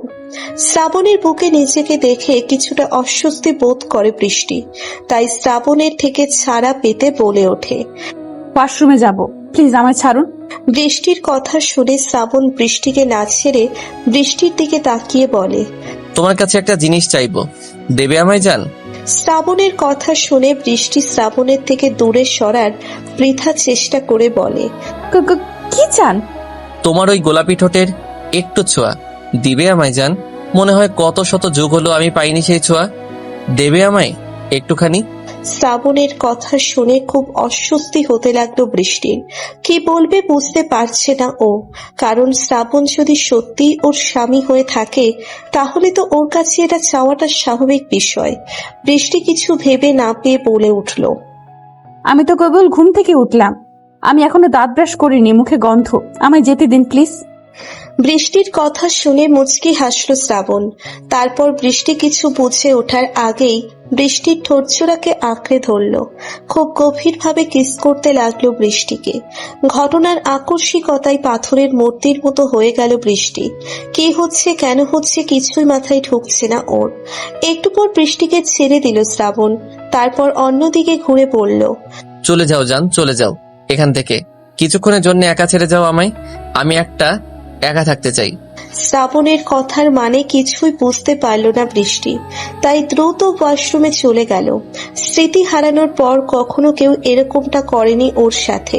কেন জানে না ভীষণ রাগ আর লজ্জা দুটোই হচ্ছে বৃষ্টির। তবে শ্রাবণের প্রতি একটা মায়া কাজ করছে ওর মনে। বৃষ্টি চলে যেতেই শ্রাবণ উঠে বসে ওয়াশরুমের দিকে তাকিয়ে মনে মনে বলতে লাগলো, তুই জানো না জান, তোমায় আমি ঠিক কতটা ভালোবাসি। আজ আমি তোমার স্বামী হওয়া সত্ত্বেও তোমার উপর নিজের অধিকার খাটাতে পারছি না। তার একটাই কারণ, আমি চাই না তুমি আমার জন্য কষ্ট পাও। আমি তোমার জন্য অপেক্ষা করব জান, তোমার স্মৃতি ফিরে আসা পর্যন্ত অপেক্ষা করব আমি। তবে তোমায় এত কাছে পেয়ে যে এতটুকু পাওয়াটা মিস করতে পারছিলাম না আমি, তাই তোমার অমতেই তোমায় স্পর্শ করে বসলাম। প্লিজ জান, রাগ করো না আমার উপর। রাগ করলেও যে আমার করার কিছুই নেই, আমি যে তোমার নেশায় আসক্ত জান। কথাগুলো ভেবেই একটা দীর্ঘশ্বাস ফেলে সেখান থেকে উঠে চলে গেল শ্রাবণ। পরের দিন সকাল 10টা, বৃষ্টিকে নিয়ে গাড়ি করে নীলদের বাসায় যাচ্ছে শ্রাবণ। এই সময়টুকুর মাঝে বৃষ্টির সাথে আর একবারও কথা হয়নি শ্রাবণের। বৃষ্টিও যতটা সম্ভব শ্রাবণের থেকে দূরে দূরে থেকেছে। মুখোমুখি হলেও কথা বলেনি শ্রাবণের সাথে। শ্রাবণকে দেখে কেমন একটা লজ্জা কাজ করছে বৃষ্টির মাঝে। শ্রাবণের মুখোমুখি হলেই মনে পড়ে যাচ্ছে গতকালকের শ্রাবণের সেই স্পর্শের কথা। নীলদের বাসার সামনে এসে গাড়ি থামতেই বৃষ্টি গাড়ি থেকে নামার জন্য পা বাড়ালো। তখন বৃষ্টির হাতটা ধরে ফেললো শ্রাবণ। তারপর বৃষ্টির এক টানে নিজের কাছে এনে বুকের সাথে মিশিয়ে নিয়ে বলল, তুমি চেয়েছো তাই তোমায় রেখে যাচ্ছি এখানে আমি। তবে একটা কথা মনে রেখো বৃষ্টি, তুমি শুধু আমার, আমি ছাড়া আর কেউ নেই তোমার জীবনে।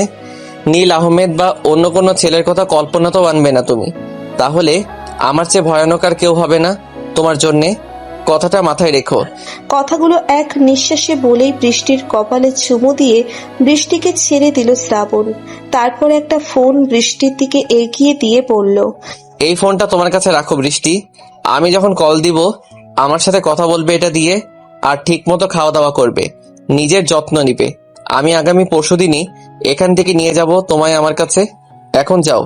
এতটুকু বলতেই বৃষ্টি কোনো কথা না বলে গাড়ি দরজা খুলে নেমে যেতে নিল। আর তখনই আবারও বৃষ্টির হাত ধরে টান দিল শ্রাবণ। শ্রাবণের টান দেওয়াতে শ্রাবণের বুকে মুখ থুবড়ে পড়ল বৃষ্টি। বৃষ্টি মাথা তুলে জিজ্ঞাসু দৃষ্টিতে তাকালো শ্রাবণের দিকে।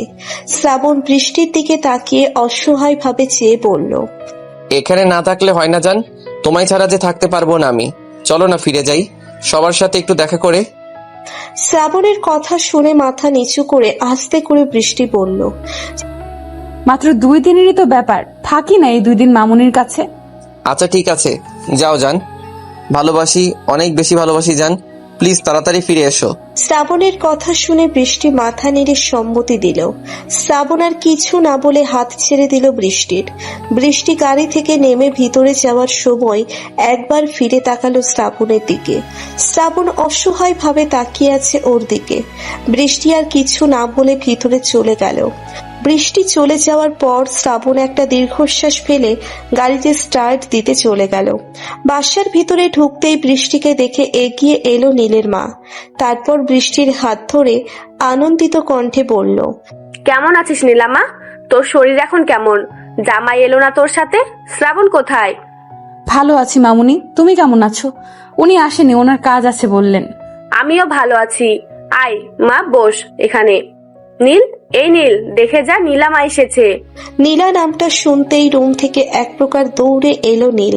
তারপর নীলার কাছে এসে নীলার দিকে কিছুক্ষণ তাকিয়ে থেকে জিজ্ঞেস করলো, কেমন আছো নীলা? জি ভালো আছি আমি। আপনি কেমন আছেন নীল ভাইয়া? আছি। শ্রাবণ চৌধুরী আসেনি তোমার সাথে? না, ওনার কি কাজ আছে বললেন, তাই আমায় নামিয়ে দিয়ে চলে গেছেন। এভাবে কিছুক্ষণ গল্প করে কাটলো বৃষ্টির। বিকেলে নিচের রুমে বসে আছে বৃষ্টি। এতটুকু সময়ে প্রায় 7 থেকে 10 বার ফোন করে কথা বলেছে শ্রাবণ বৃষ্টির সাথে। বৃষ্টি চুপচাপ বসে আছে আর ভাবছে শ্রাবণের কথা। শ্রাবণের কথা মনে করছে আর এক অজানা অনুভূতি খেলে যাচ্ছে বৃষ্টির মনে। তখনই বৃষ্টির ধ্যান ভেঙে গিয়ে রুমে ঢুকলো নীলের মা। তারপর বৃষ্টির পাশে বসে বলল, নীলামা, তুই যে এই 2 দিন শ্রাবণের কাছে থাকলি, ওর কাছে থেকে কি মনে হলো তোর? মানে পুরনো কিছু কি মনে পড়েছে তোর? শ্রাবণ তোর উপর কোনো রকম অত্যাচার করেনি তো, বা তোর উপর জোর করেনি তো? আমার কাছে কিছু লুকাবি না মা। পেটে না ধরলেও এই 1 বছরে তুই আমার মেয়েই হয়ে গেছিস। নীলের মায়ের কথা শুনে নীলের মাকে জড়িয়ে ধরল বৃষ্টি। তারপর মুচকি হেসে বলল, এতগুলো প্রশ্ন একসাথে করলে আমি উত্তর দিব কি করে বলো তো মামুনি? তো একটা একটা করে বল না। আমার যে কিছুই ভালো লাগছে না মা তোর জন্য। একটা কথা কি জানো মামুনি, আমার কেন জানি না ওনার বাসায় যাওয়ার পর, ওনার কাছাকাছি থাকার পর বারবার মনে হয়েছে আমি ওনাকে চিনি। উনি আমার খুব কাছের কেউ। অজানা একটা মায়া কাজ করেছে আমার ওনার জন্য। অজানা এক ফিলিংস যা আগে কখনো কারোর জন্য হয়নি মামুনি। এমনটা কেন লাগে আমি ওনার জন্য, আমি জানি না মামুনি। যেন উনি আমার কত জনম জনমের চেনা কেউ। এক নিঃশ্বাসে কথাগুলো বলে থামলো বৃষ্টি। বৃষ্টিকে থামতে দেখে বৃষ্টির মাথায় হাত রেখে নীলের মা মুচকি হেসে বলল, এটাই তো প্রকৃত ভালোবাসা নীলা। পবিত্র সম্পর্ক এটাকেই বলে। তুই যে সত্যিই শ্রাবণের স্ত্রী ছিলি, তোর এই অনুভূতিটাই তার প্রমাণ। আর শ্রাবণকে দেখে যতটা বুঝতে পেরেছি, ছেলেটা তোকে পাগলের মতো ভালোবাসে। নীলের মায়ের কথা শুনে চাঁদনি দীর্ঘশ্বাস ছেড়ে বলল, হয়তো তুমি ঠিকই বলছো মামুনি, কিন্তু আমি কিছুতেই মনে করতে পারছি না কেন পুরনো কথাগুলো মনে করার চেষ্টা করলেই মাথা প্রচন্ড ব্যথা হয় আমার। জোর করে কিছু মনে করার চেষ্টা করিস না নীলা। সময় এলে নিজে থেকেই সব মনে পড়ে যাবে তোর। আচ্ছা তুই থাক, আমি এখন আসি, একটু কাজ আছে। কথাগুলো বলেই চাঁদনির মাথায় হাত বুলিয়ে চলে গেল নীলের মা। নীলের মা চলে যেতেই নীল চাঁদনির রুমের দরজার সামনে এসে বলল, ভেতরে আসতে পারি নীলা? আরে নীল ভাইয়া আসো, ভেতরে আসো। আমার রুমে ঢুকতে তোমার অনুমতির দরকার হয় বুঝি? আগে হয়নি, কিন্তু এখন তো তুমি অন্য একজন বউ, তাই দরকার হয় নীলা।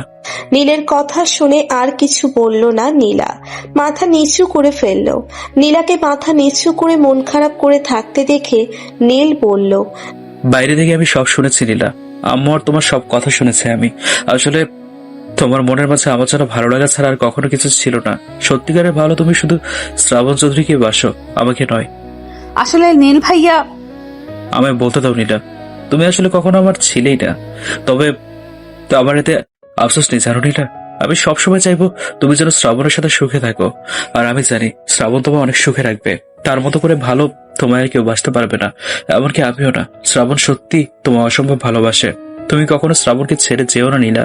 শ্রাবণ লোকটা রাগী হলেও ওনার মনে খুব ভালো, আর তোমায় সে পাগলের মতো ভালোবাসে, এটা বুঝেছি আমি ওনার সাথে কথা বলে। নীলের কথাগুলো মাথা নিচু করে মনোযোগ দিয়ে চুপ করে শুনছে চাঁদনি, তবে কোনো কথার উত্তর দিচ্ছে না ও। হঠাৎ ফোনের শব্দে ধ্যান ভাঙে চাঁদনির। চাঁদনি ফোনের স্ক্রিনে তাকিয়ে দেখে শ্রাবণ কল করেছে, ভিডিও কল। চাঁদনি কোনো কিছু না ভেবেই কল রিসিভ করে সামনে ধরে। ফোন রিসিভ হতেই শ্রাবণ দেখতে পায় চাঁদনির পাশে নীল দাঁড়িয়ে আছে। ফোনের ভিতর দেখে মনে হচ্ছে যেন নীল চাঁদনির একদম কাছাকাছি দাঁড়িয়ে আছে। ফোনের স্ক্রিনে এমন দৃশ্য দেখার সাথে সাথে মাথায় যেন রক্ত উঠে যায় শ্রাবণের। শ্রাবণ নিজের হাতের ফোনটা একটা আছাড় দিয়ে ভেঙে ফেলে, তারপর দ্রুত রুম থেকে বেরিয়ে যায় নীলের বাসার উদ্দেশ্যে। শ্রাবণ কথা না বলে ফোন কেটে দেওয়ায় অবাক হয় চাঁদনি, কারণ এখানে আসার পর থেকে শ্রাবণ যতবারই কল করেছে ততবারই চাঁদনি বারবার বলার পর ফোন কেটেছে। তাহলে এখন হঠাৎ কি হলো যে কথা না বলেই কেটে দিল? চাঁদনিকে অন্য মনস্ক দেখে নীল বলে উঠল, আমি হয়তো তোমায় বিরক্ত করছি তাই না নীলা, তুমি থাকো, আমি যাচ্ছি, পরে কথা হবে। কথাটা বলেই চাঁদনির উত্তরের অপেক্ষা না করেই চলে গেল নীল। কিন্তু সেদিকে চাঁদনির কোনো খেয়াল নেই। চাঁদনি এখন তার শ্রাবণকে নিয়ে ভাবছে। আধা ঘন্টার মাঝেই নীলদের বাসায় এসে পৌঁছলো শ্রাবণ। তারপর সোজা চলে গেল নীলদের বাসার ভিতরে। জোরে জোরে ডাকতে লাগলো চাঁদনির নাম ধরে। শ্রাবণের চিৎকার শুনে এক প্রকার দৌড়ে রুম থেকে বেরিয়ে এলো চাঁদনি, সাথে সাথে নীলের বাবা মাও। চাঁদনিকে দেখা মাত্রই শ্রাবণ দ্রুত চলে গেল চাঁদনির কাছে। তারপর কোনো কথা না বলে চাঁদনির হাত শক্ত করে ধরে টানতে টানতে নিয়ে যেতে লাগলো দরজার দিকে। হাতের ব্যথায় চাঁদনি বলে উঠল, কি করছেন শ্রাবণ? আমায় এভাবে টেনে কোথায় নিয়ে যাচ্ছেন? আমি হাতে খুব ব্যথা পাচ্ছি, প্লিজ আমার হাতটা ছাড়ুন। চাঁদনির কথার দিকে কোনো ভ্রুক্ষেপ নেই শ্রাবণের। শ্রাবণের ফর্সা মুখটা যেন রাগে লাল হয়ে আছে, কথাগুলো রগগুলো সব ফুলে উঠেছে। চাঁদনিকে নিয়ে দরজার কাছে যেতেই শ্রাবণের পথ আটকে দাঁড়ালো নীলের মা। তারপর চাঁদনির দিকে একবার তাকিয়ে শ্রাবণের দিকে চোখ সরিয়ে বলল, কি হয়েছে শ্রাবণ বাবা? তুমি এমন করে নীলাকে নিয়ে কোথায় যাচ্ছ? কাউকে কিছু বললেও না। নীলের মায়ের কথা শুনে থেমে গেল শ্রাবণ। তারপর রাগী গলায় বলে উঠল, পথ ছাড়ুন আন্টি, আমি চাঁদনিকে নিয়ে যাব এখান থেকে।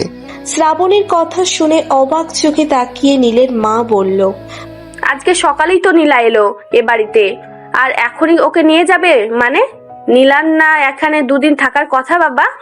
কথা ছিল, এখন আর কথা নেই। আমি ওকে এখনই এখান থেকে নিয়ে যাব, আর কখনো এ বাড়িতে আসবে না ও।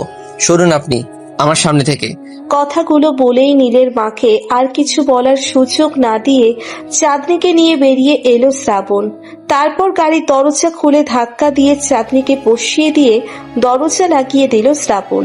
তারপর নিচে গিয়ে বসলো ড্রাইভিং সিটে। তারপর খুব দ্রুত গাড়ি ছোটাতে লাগলো শ্রাবণ।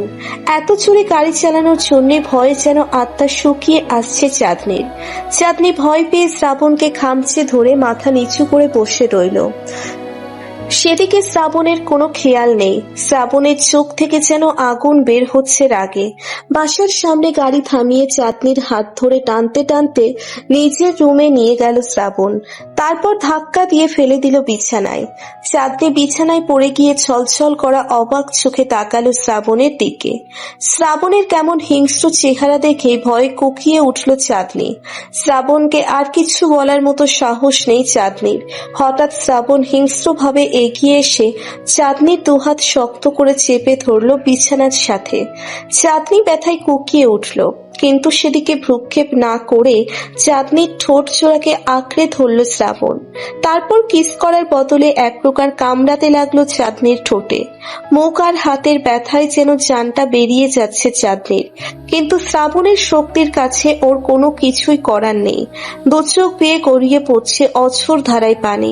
বেশ কিছুক্ষণ পর চাঁদনিকে ছেড়ে দিল শ্রাবণ। তারপর উঠে বসে অন্যদিকে ঘুরে তাকিয়ে গম্ভীর গলায় বলে উঠল, তোকে আমি বলেছিলাম চাঁদনি, তুই আমার বউ, শুধু আমার নীল বা অন্য কোনো ছেলের সাথে কথা বলবি না তুই, কিন্তু তুই সেটাই করলি। আজকের এই কথা যদি মনে থাকে তাহলে দ্বিতীয়বার আর কোনো ছেলের সাথে কথা বলতে 1000 বার ভাববি তুই।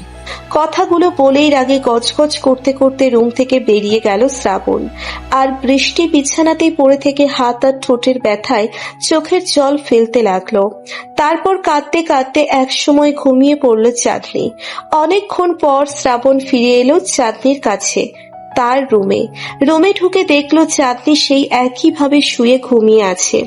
চোখের কোণায় এখনো পানি লেগে আছে চাঁদনির, ঠোঁট জোড়া লাল টকটকে হয়ে আছে, সাথে ঠোঁটের কোণায় জমাট বেঁধে আছে রক্ত। হাত দুটো একদম লাল টকটকে হয়ে গেছে। দুই জায়গায় শ্রাবণের হাতের নখ ঢুকে রক্ত বের হয়ে গেছে। চাঁদনির এমন অবস্থা দেখে বুকের মাঝে কেঁপে উঠল শ্রাবণের।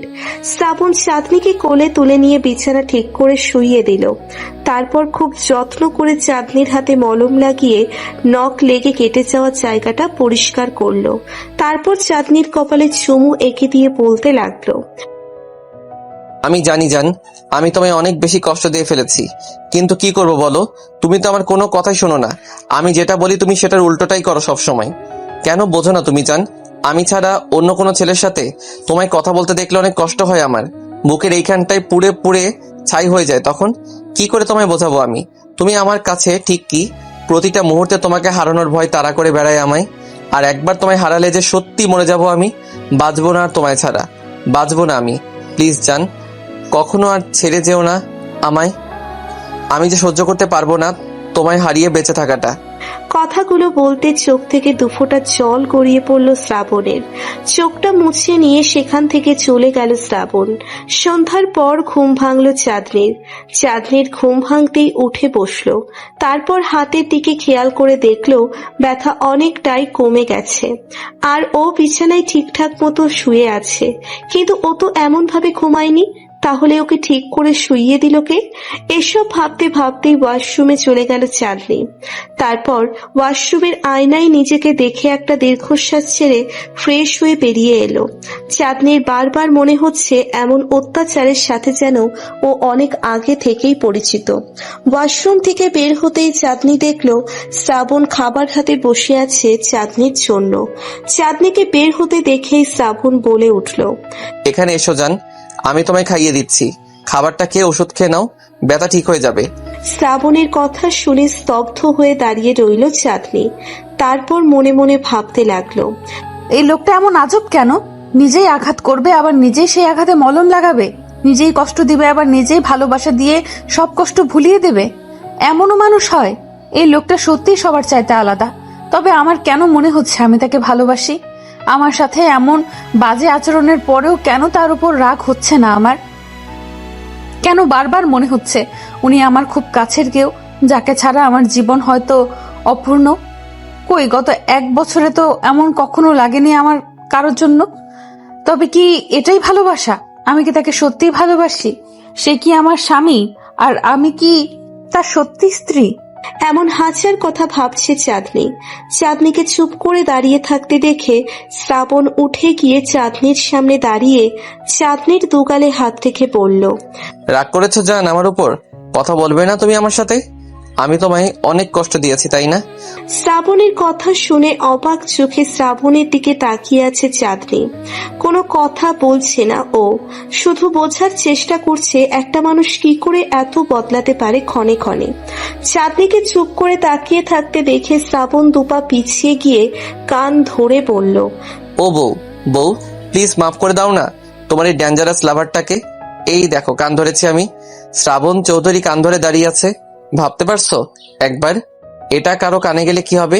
প্লিজ বউ মাফ করে দাও না আমায়, আর তোমায় কষ্ট দিব না। এই কান ধরে বলছি, বলো না আমায় মাফ করেছো। শ্রাবণের কাণ্ড দেখে আর কথা শুনে ফিক করে হেসে দিল চাঁদনি। এটা যেন শ্রাবণের এক নতুন রূপ। চাঁদনিকে হাসতে দেখে চাঁদনির দিকে অপলক তাকিয়ে শ্রাবণ বলতে লাগলো, এমন করে হাসিস না জান, ব্যথা লাগে এই বুকে। দেখলে তোর চাঁদ মুখটা আমি হারিয়ে যাই সুখে। তুই যে আমার কলিজার আদরে পোষা পাখি, খুব যতনে তোরে আমি এ বুক পিঞ্জিরায় রাখি। হাসিতে তোর এ বুক জ্বলে যায়, হারাতে চাই তোর মাঝে। সুখের বেলায় ভাসবো দুজন, সকাল সন্ধ্যা সাজে। এক বিন্দু ভালোবাসা তুই দে না রে বউ আমাকে, এক পৃথিবী ভালোবাসায় আমি ভরিয়ে দিব তোকে। কথাগুলো বলেই চাঁদনির কাছে এগিয়ে এসে কপালে আর গালে ভালোবাসার পরশ এঁকে দিল শ্রাবণ। তারপর হাত ধরে নিয়ে গিয়ে পাশে বসিয়ে চাঁদনিকে খাইয়ে দিতে লাগলো নিজের হাতে। চাঁদনি শুধু অবাক চোখে দেখছে শ্রাবণকে। একটা মানুষ কি করে পারে কাউকে এতটা ভালোবাসতে? আর এতটা ভালোই যখন বাসে, তাহলে হঠাৎ হঠাৎ এমন ভয়ানক রূপই বা ধারণ করে কেন? এসব কথার উত্তর চাঁদনির অজানা। তবে চাঁদনি এতটুকু বুঝতে পেরেছে যে শ্রাবণকে ভালোবাসেও, খুব বেশি ভালোবাসে শ্রাবণকে। বৃষ্টি শুধু অবাক চোখে দেখছে শ্রাবণকে। বৃষ্টিকে খাইয়ে দেওয়া শেষ হলে পানি খাইয়ে বৃষ্টির মুখটা টিস্যু দিয়ে মুছে দিল শ্রাবণ। তারপর বৃষ্টির গালে হাত রেখে নরম সুরে বলল, ঠোঁটে আর হাতে খুব বেশি ব্যথা করেছো জান? শ্রাবণের কথার উত্তর না দিয়ে বৃষ্টি মুচকি হেসে বলে উঠল, বৃষ্টিতে ভিজবো, আপনি ভিজবেন আমার সাথে? এখন তুমি বৃষ্টি পাবে কোথায়? শ্রাবণের কথা শুনে মুচকি হেসে বৃষ্টি বলল, বাইরে তাকিয়ে দেখুন, মুষলধারায় বৃষ্টি হচ্ছে, চলুন না ভিজি। বৃষ্টির কথা শুনে বাইরে তাকালো শ্রাবণ। তারপর দেখলো বাইরে সত্যিই অনেক বৃষ্টি হচ্ছে। শ্রাবণ বৃষ্টির দিকে তাকিয়ে বলল, এখন বৃষ্টিতে ভিজলে ঠান্ডা লাগবে, জ্বর হবে। রাতে কাউকে বৃষ্টিতে ভিজতে দেখেছো কখনো? অন্য সময় ভিজো, এখন না। কিচ্ছু হবে না, চলুন না একটু ভিজি, আমার খুব ইচ্ছে করছে বৃষ্টিতে ভিজতে। আপনাকে ভিজতে হবে না, আপনি শুধু ছাদের দরজায় দাঁড়িয়ে থাকবেন আর আমি ভিজবো। প্লিজ প্লিজ প্লিজ, চলুন না একটু ভিজি। বৃষ্টির জোড়া চুরিতে আর না করতে পারল না শ্রাবণ। বৃষ্টির সাথে ছাদে চলে গেল ভিজবে বলে। ছাদে উঠতেই শ্রাবণকে রেখে বৃষ্টি দৌড়ে ছাদের ওপরে উঠে ভিজতে লাগলো আর আনন্দে ছোট্ট বাচ্চাদের মতো ছুটাছুটি করতে লাগলো। শ্রাবণ ছাদের দরজায় হেলান দিয়ে দাঁড়িয়ে অপলক দেখছে তার বৃষ্টিকে। বৃষ্টির সেদিকে খেয়াল নেই, সে তো মনের আনন্দে ভিজেই চলেছে ইচ্ছে মতো। প্রায় ৪৫ মিনিট হলো বৃষ্টিতে ভিজে চলেছে বৃষ্টি। শ্রাবণও তার বৃষ্টির আনন্দের মাঝে যেন হারিয়ে গেছে। হঠাৎ জোরে জোরে হাঁচি দিতে থাকে বৃষ্টি। বৃষ্টিকে হাঁচি দিতে দেখে যেন হুঁশ ফেরে শ্রাবণের। শ্রাবণ নিজের ঘরের দিকে তাকিয়ে দেখে প্রায় ১ ঘন্টা হলো বৃষ্টি এভাবে বৃষ্টিতে ভিজে চলেছে। সাথে সাথে শ্রাবণ দৌড়ে বৃষ্টির কাছে চলে যায়। তারপর কিছু না বলে বৃষ্টিকে কোলে তুলে নিয়ে বলে, এই মেয়ে, কোনো হুঁশ আছে তোমার? পুরো ১ ঘন্টা হলো বৃষ্টিতে ভিজে চলেছো তুমি। এখন তাড়াতাড়ি নিচে চলো, জামা কাপড় চেঞ্জ করে নিবে, নইলে জ্বর এসে যাবে। শ্রাবণের কথা শুনে বৃষ্টি নিচের দিকে তাকিয়ে বলল, আমায় নামিয়ে দিন, আমি একাই যেতে পারবো। বৃষ্টির কথা শুনে কোনো উত্তর দিল না শ্রাবণ। শুধু একটা বাঁকা হাসি দিয়ে বৃষ্টিকে কোলে নিয়ে নিচে নেমে এলো। তারপর রুমে এসে ওয়াশরুমের সামনে নামিয়ে দিল বৃষ্টিকে। বৃষ্টি কিছু না বলে জামা কাপড় নিয়ে ওয়াশরুমে চলে গেল। একটু পর চেঞ্জ করে বেরিয়ে এলো, কিন্তু হাঁচি দিতে দিতে বৃষ্টির অবস্থা খারাপ হয়ে যাচ্ছে। বৃষ্টি বের হলে শ্রাবণ গেল ফ্রেশ হতে। বেশ কিছুক্ষণ পর শ্রাবণ ওয়াশরুম থেকে বেরিয়ে দেখলো বৃষ্টি বিছানায় গুটিসুটি মেরে শুয়ে থরথর করে কাঁপছে। শ্রাবণ দ্রুত বৃষ্টির কাছে এগিয়ে গিয়ে কপালে হাত রেখে দেখলো জ্বরে গা পুড়ে যাচ্ছে বৃষ্টির। শ্রাবণ তাড়াতাড়ি কম্বল দিয়ে জড়িয়ে দিল বৃষ্টিকে। তারপর কাকে যেন ফোন করে বলল এখনই গিয়ে ডাক্তারকে নিয়ে আসতে। ৩০ মিনিটের মধ্যেই ডাক্তার নিয়ে চলে এলো শ্রাবণের লোক।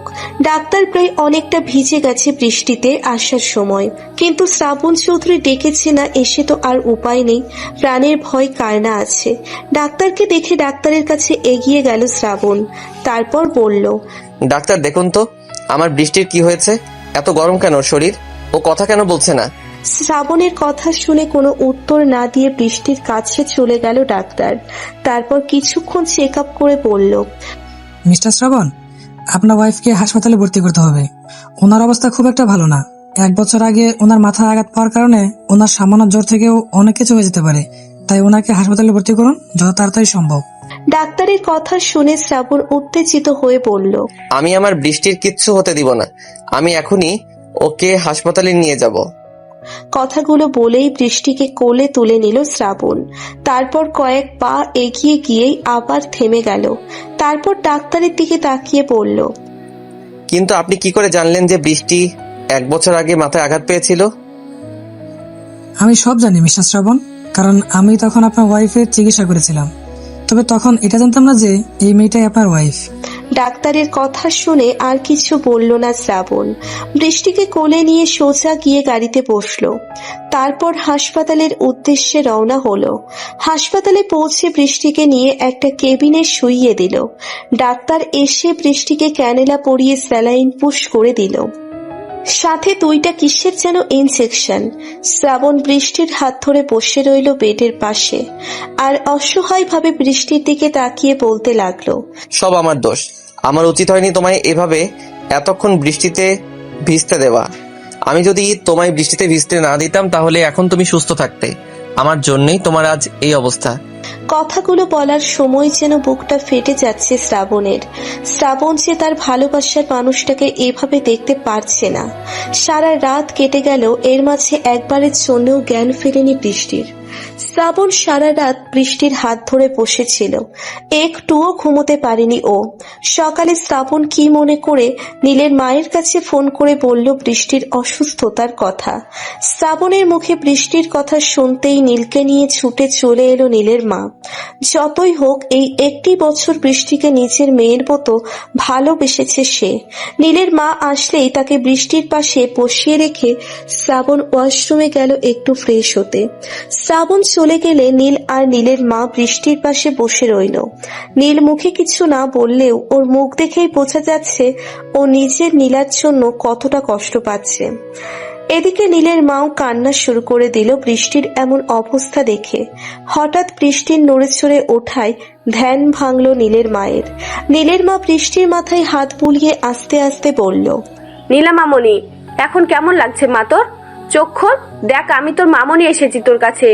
কি হয়েছিল মা তোর? এমন অসুস্থ হলি কি করে হঠাৎ?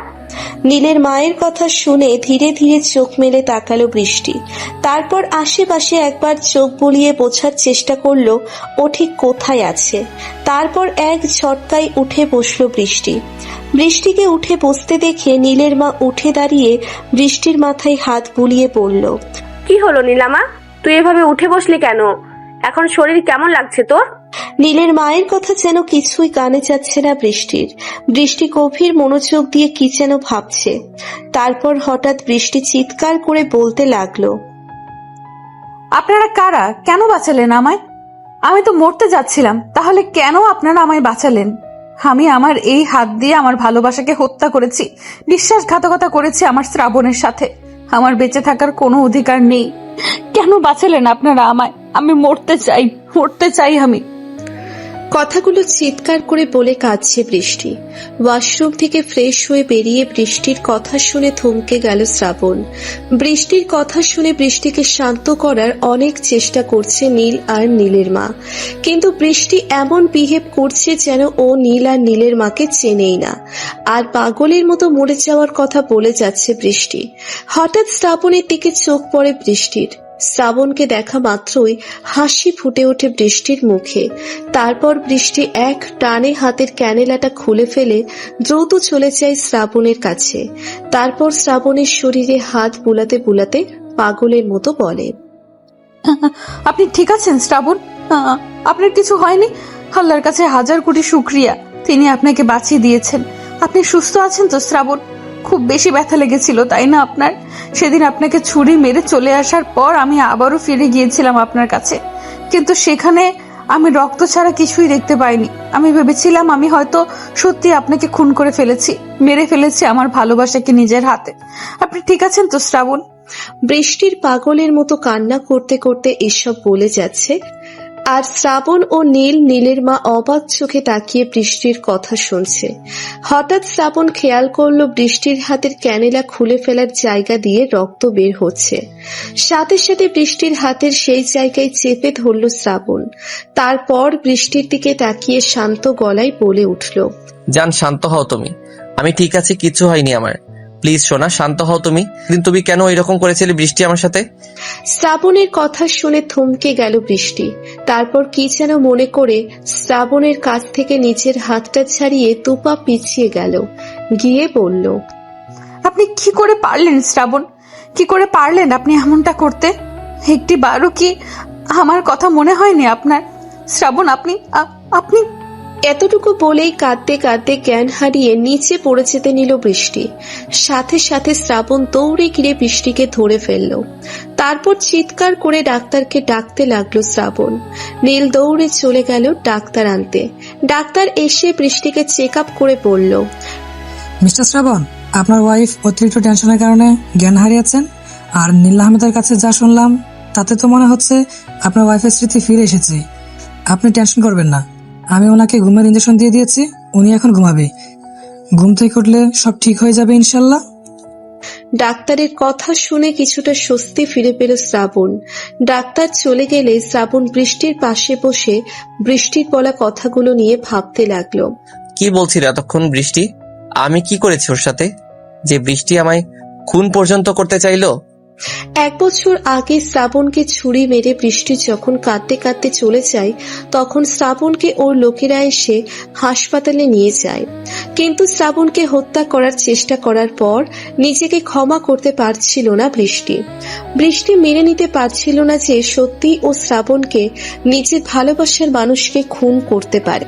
তাই বৃষ্টি আবারও ছুটে আসে শ্রাবণের কাছে, কিন্তু সেখানে আর শ্রাবণকে পায় না। ও শুধু দেখে মেঝেতে অনেক রক্ত পড়ে আছে। রক্ত দেখে বৃষ্টি ভেবে নেয় হয়তো শ্রাবণ মারা গেছে আর ওর লাশটা কেউ নিয়ে গেছে। এটা ভেবেই বৃষ্টি পাগলের মতো ছুটে যায় আত্মহত্যা করতে। দৌড়তে দৌড়তে নীলের গাড়ির সামনে গিয়ে পড়ে বৃষ্টি। বাকিটা তো সবাই জানেনি। বর্তমানে নীল আর নীলের মাকে বৃষ্টির কাছে রেখে নিজের বাসায় চলে যায় শ্রাবণ। বাসায় পৌঁছে দ্রুত চলে যায় বাসার দরজার কাছে লাগানো সিসিটিভি ফুটেজ চেক করতে। 1 বছর আগের সেই দিনের সিসিটিভি ফুটেজ বের করে শ্রাবণ। সিসিটিভি ফুটেজে দেখতে পায় শ্রাবণ বাসা থেকে বেরিয়ে যাওয়ার একটু পরেই একটা লোকের সাথে শ্রাবণের বাসায় আসে বর্ষা। লোকটার মুখ ঠিক চেনা যাচ্ছে না, ঠিক কে সে। বর্ষা বাসায় ঢুকেই সোজা চলে যায় শ্রাবণ আর বৃষ্টির রুমে। তারপর 15 থেকে 20 মিনিট পরে আবার বাসা থেকে দৌড়ে বেরিয়ে যেতে দেখা যায় বর্ষাকে। তবে বর্ষা যখন যাচ্ছিল তখন বর্ষার চোখ থেকে অঝরে পানি গড়িয়ে পড়ছিল। শ্রাবণ অনেক ট্রাই করেও বর্ষার সাথে আসা সেই লোকটার মুখটা দেখতে পারে না। বর্ষা চলে যাওয়ার একটু পরেই একটা ছুরি হাতে রাগী লোক নিয়ে বাসা থেকে বেরিয়ে যায় বৃষ্টি। সিসিটিভি ফুটেজটা দেখে ল্যাপটপটা একটা আছাড় দিয়ে ভেঙে ফেলে শ্রাবণ। তারপর মনে মনে বলে, কেন আগে আমার মনে পড়েনি এই সিসিটিভি ফুটেজটার কথা? বর্ষা এমন কি করে গেল বা বলে গেল আমার বৃষ্টিকে যে বৃষ্টি আমায় হত্যা করতে ছুটে গেল? আর বর্ষার সাথে ওই লোকটাই বা কে ছিল? সব জানতে হবে, আমায় সব কিছু জানতে হবে। এমন হাজারো কথা ভাবতে ভাবতে মাথা পুরো হ্যাং হয়ে যায় শ্রাবণের। রাগে নিজের চুলগুলো নিজেরই টেনে ছিঁড়তে ইচ্ছে করছে ওর। বিকেলে বৃষ্টির ঘুম ভাঙলে বৃষ্টিকে রিলিজ করে বাসায় নিয়ে আসে শ্রাবণ আর নীলদের নিজের বাসায় ফিরে যেতে বলে। ঘুম ভাঙার পর থেকে বৃষ্টি একদম চুপচাপ হয়ে গেছে, একটা কথাও বলছে না কারোর সাথে, এমনকি নীল বা নীলের মায়ের সাথেও না। তবে সবাইকে চিনতে পারছেও। বাসায় নিয়ে এসে বৃষ্টির হাতে এক সেট কাপড় চোপড় দিয়ে বৃষ্টিকে ফ্রেশ হতে আসতে বলে শ্রাবণ। কিন্তু বৃষ্টি শ্রাবণের কথা না শুনে ব্যালকনিতে চলে যায়। বৃষ্টির এমন আচরণে কিছুটা রাগ হলেও রাগটাকে কন্ট্রোল করে বৃষ্টির জন্য খাবার নিয়ে আসে শ্রাবণ। তারপর ব্যালকনিতে গিয়ে খাবার মেখে বৃষ্টির মুখের সামনে ধরে শ্রাবণ বলে, হা করো বৃষ্টি, খাবারটা খেয়ে নাও। গতকাল থেকে কিছুই খাওনি তুমি। শ্রাবণের কথা শুনে মুখ ঘুরিয়ে নেয় বৃষ্টি। বৃষ্টিকে মুখ ঘোরাতে দেখে শ্রাবণ আবারও বলে, ভালোভাবে বলছি বৃষ্টি, সিন ক্রিয়েট না করে খাবারটা খেয়ে নাও, নইলে এর ফল কিন্তু ভালো হবে না তোমার জন্যে। শ্রাবণের কথা শুনে শ্রাবণের হাত থেকে খাবারের প্লেটটা ধাক্কা দিয়ে ফেলে দেয় বৃষ্টি। তারপর উঠে চলে যেতে নেয় শ্রাবণের সামনে থেকে। তখনই শ্রাবণ উঠে দাঁড়িয়ে বৃষ্টির চুলের মুঠি ধরে নিচের দিকে ঘুরিয়ে বলে, সমস্যা কি তোর? কেন করছিস তুই আমার সাথে এমন? আমাকে খুন করতে চেয়েও শান্তি হয়নি তোর? আর কত কষ্ট দিতে চাস তুই আমায়? বল কি করেছি আমি? কোন অপরাধে আমার সাথে এমন করছিস তুই? উত্তর দে আমায়। শ্রাবণের কথা শুনে ঝাড়ি দিয়ে শ্রাবণের হাত থেকে নিজেকে ছাড়িয়ে নিল বৃষ্টি। তারপর রাগী গলায় বলে ওঠে, আর কত শাস্তি দিতে চান আপনি আমায়? আর কত সহ্য করতে হবে আমার আপনার এই মিথ্যা ভালোবাসার নামে অত্যাচারগুলো? অনেক হয়েছে, হার মানতে পারছি না আমি। আপনার জন্য, শুধুমাত্র আপনার জন্য সব হারিয়েছি আমি। আপনি আমার জীবনে একটা অভিশাপ ছাড়া আর কিছুই না। আমার থেকে আমার সব কিছু কেড়ে নিয়েছেন আপনি। আমার ভাবতেও ঘৃণা হয় যে আমি আপনার মতো একটা জঘন্য লোককে কখনো ভালোবেসেছিলাম।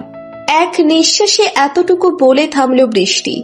বৃষ্টির কথা শুনে রাগ যেন মাথায় উঠে গেল শ্রাবণের। শ্রাবণ বৃষ্টির হাত ধরে বৃষ্টিকে দেওয়ালের সাথে চেপে ধরে বলল, কি করেছি আমি যে তুই আমাকে এসব কথা শোনাচ্ছিস? বল আমায়, কি করেছি আমি? বৃষ্টি শ্রাবণকে নিজের শরীরের সম্পূর্ণ শক্তি দিয়ে ধাক্কা দিয়ে দূরে সরিয়ে দিয়ে বলল, আর কি বাকি আছে করার মতো? আমার কাছ থেকে তো আমার সব কিছু কেড়ে নিয়েছেন আপনি। আর কি বাকি আছে? আপনি আমার কাছে আসলেও ঘৃণায় আমার শরীরের মাঝে ঘিনঘিন করে। আপনি আমার ভাই ভাবির খুন করেছেন। আপনি আমার বাবা মায়ের মতো ভাই ভাবিকে নিজের চোখে দেখেছি আমি সেই মর্মান্তিক দৃশ্য। কথাগুলো বলতে বলতে ফ্লোরে বসে পড়ল বৃষ্টি। দু চোখ থেকে পানি পড়ছে অঝরে। বৃষ্টির কথা শুনে দুপা পিছিয়ে গিয়ে কাপা কাপা গলায় শ্রাবণ বলল, তুমি এসব কি বলছো বৃষ্টি? আমি কখন খুন করেছি তোমার ভাই ভাবিকে? হ্যাঁ হ্যাঁ, আপনি খুন করেছেন আমার ভাই ভাবিকে। শুধু তাই নয়, অনেক নির্মম ভাবে খুন করেছেন আপনি তাদের। নিজের চোখে দেখেছি আমি। তুমি এসব দেখলে কি করে বৃষ্টি? তোমার তো... এতটুকু বলতেই বৃষ্টি উঠে দাঁড়িয়ে শ্রাবণকে থামিয়ে দিয়ে বলল, দেখতে চান কি করে জানলাম? আসুন, আমার সাথে আসুন আপনি। কথাটা বলেই শ্রাবণের হাত ধরে টেনে নিয়ে রুমে এলো বৃষ্টি। তারপর আলমারির উপর থেকে একটা ধুলো মাখা প্যাকেট বের করে শ্রাবণের হাতে দিল বৃষ্টি। তারপর বলল, এগুলো দেখার পরেও কি আপনি অস্বীকার করবেন যে আপনি আমার ভাই ভাবিকে খুন করেননি? বৃষ্টির দিক থেকে চোখ সরিয়ে প্যাকেটের দিকে তাকালো শ্রাবণ। তারপর প্যাকেটের ভিতর থেকে অনেকগুলো ছবি বের করলো। যে ছবিগুলোতে স্পষ্ট দেখা যাচ্ছে যে শ্রাবণ একটা ছুরি হাতে বৃষ্টির ভাই রাসেলের হাতে রগ আর গলা কাটছে। আর কিছু ছবিতে দেওয়া আছে শ্রাবণ বৃষ্টির ভাবি স্নেহাকে ছুরি দিয়ে হাতের রগ কেটে তারপর বড় একটা পাথর দিয়ে স্নেহার মুখে আঘাত করছে, যার ফলে স্নেহার মুখটা থেতলে গেছে। কি বিভৎস এক দৃশ্য, যে কেউ দেখলে ভয়ে কোকিয়ে উঠবে। ছবিগুলো দেখে বৃষ্টির দিকে অগ্নি দৃষ্টিতে তাকালো শ্রাবণ। তারপর তাতে দাঁত চেপে বলল, এই ছবিগুলো তুই কোথায় পেলে বৃষ্টি? কে দিয়েছে তোকে এই ছবিগুলো? বর্ষা দিয়েছে আমায়, আপনার বোন বর্ষা। আপনি হয়তো এতদিনে বর্ষাকেও খুন করেছেন, তাই না? আপনি জানেন বর্ষা আপনাকে আমি কতটা বিশ্বাস করতাম, এতটাই ভালোবাসতাম আর বিশ্বাস করতাম যে বর্ষা যখন আপনার সম্পর্কে আমায় বলেছিল আমি বিশ্বাস করিনি। বর্ষাকে থাপ্পড় পর্যন্ত মেরেছিলাম আমি সেদিন। কিন্তু এই দৃশ্যগুলো নিজের চোখে দেখার পর আমি নিজেকে কন্ট্রোল করতে পারিনি, তাই ছুটে গেছিলাম আপনাকে খুন করে নিজের ভাই ভাবির মৃত্যুর প্রতিশোধ নিতে। কিন্তু পারিনি আমি। আপনি সেই আমার সামনে এখনো সশরীরে দাঁড়িয়ে আছেন। আমি পারিনি আমার মা বাবার সমতুল্য ভাই ভাবির মৃত্যুর প্রতিশোধ নিতে পারিনি আমি। বৃষ্টির কথা শুনে দেওয়ালে খুব জোরে একটা ঘুষি মারল শ্রাবণ। তারপর দাঁতে দাঁত চেপে বলল, কার এত বড় সাহস? কে তুললো এই ছবিগুলো? কার বুকের পাটা এত বড় যে এই শ্রাবণ চৌধুরীর বিরুদ্ধে যায় সে? আমি তাকে খুন করে ফেলবো। আই জাস্ট কিল হিম। শ্রাবণের কথা শুনে হাতে তুড়ি দিতে দিতে বৃষ্টি বলল, আপনি তো শুধু এটাই পারেন মিস্টার শ্রাবণ চৌধুরী। আপনার জীবনে এইসব খুন খারাপি ছাড়া কিছুই নেই। আল্লাহ কেন বাঁচিয়ে দিল আপনাকে? সেদিন মরে কেন গেলেন না আপনি? আপনার মুখ দেখতেও ঘৃণা হচ্ছে আমার। বৃষ্টির কথা শুনে রাগে কটমট করতে করতে বৃষ্টির কাছে এগিয়ে এলো শ্রাবণ। তারপর বৃষ্টির চুলের মুঠি ধরে বলল, আমাকে খুন করার খুব শখ না তোর? এই শ্রাবণ চৌধুরীকে খুন করার সাহস দেখিয়েছিস তুই। বেশি বুঝলে তোকেই খুন করে ফেলবো আমি। তো খুন করে ফেলুন না, কেন বাঁচিয়ে রেখেছেন আমায়? আমার ভাই ভাবির মতো আমাকেও খুন করে নিজের রক্তের তৃষ্ণা মেটান আপনি। আমি আপনাকে খুন করতে পারিনি তো কি হয়েছে? আপনাকে পুলিশে দেব, আমি ফাঁসিতে ঝুলাবো আপনার মতো একটা মানুষরূপী রাক্ষসকে। কথাগুলো বলে ওই ছবিগুলোর দিকে হাত বাড়ালো বৃষ্টি। সাথে সাথে বৃষ্টির হাত থেকে ছবিগুলো নিয়ে বৃষ্টির চুল ধরে টানতে টানতে বৃষ্টিকে বাসার বাইরে নিয়ে ধাক্কা দিয়ে ফেলে দিল শ্রাবণ। তারপর হাহা করে রাগী হাসি দিয়ে বলল, যা পারলে পুলিশে ধরিয়ে দে আমায়, দেখি কি প্রমাণ করতে পারিস তুই আমার বিরুদ্ধে। এরপর আমার বাসার আশেপাশে তোকে দেখলে খুন করে ফেলবো তোকে আমি। কথাগুলো বলেই বাসার ভিতরে গিয়ে গেট লাগিয়ে দিল শ্রাবণ। বৃষ্টি রাস্তার ওপর পড়ে থেকে অঝরে চোখের জল ফেলতে লাগলো। অনেকক্ষণ এভাবে কান্না করার পর কি যেন ভেবে চোখ মুছে উঠে দাঁড়ালো বৃষ্টি। তারপর নিজে নিজেই বলল, আমিও আপনাকে ছাড়বো না শ্রাবণ চৌধুরী।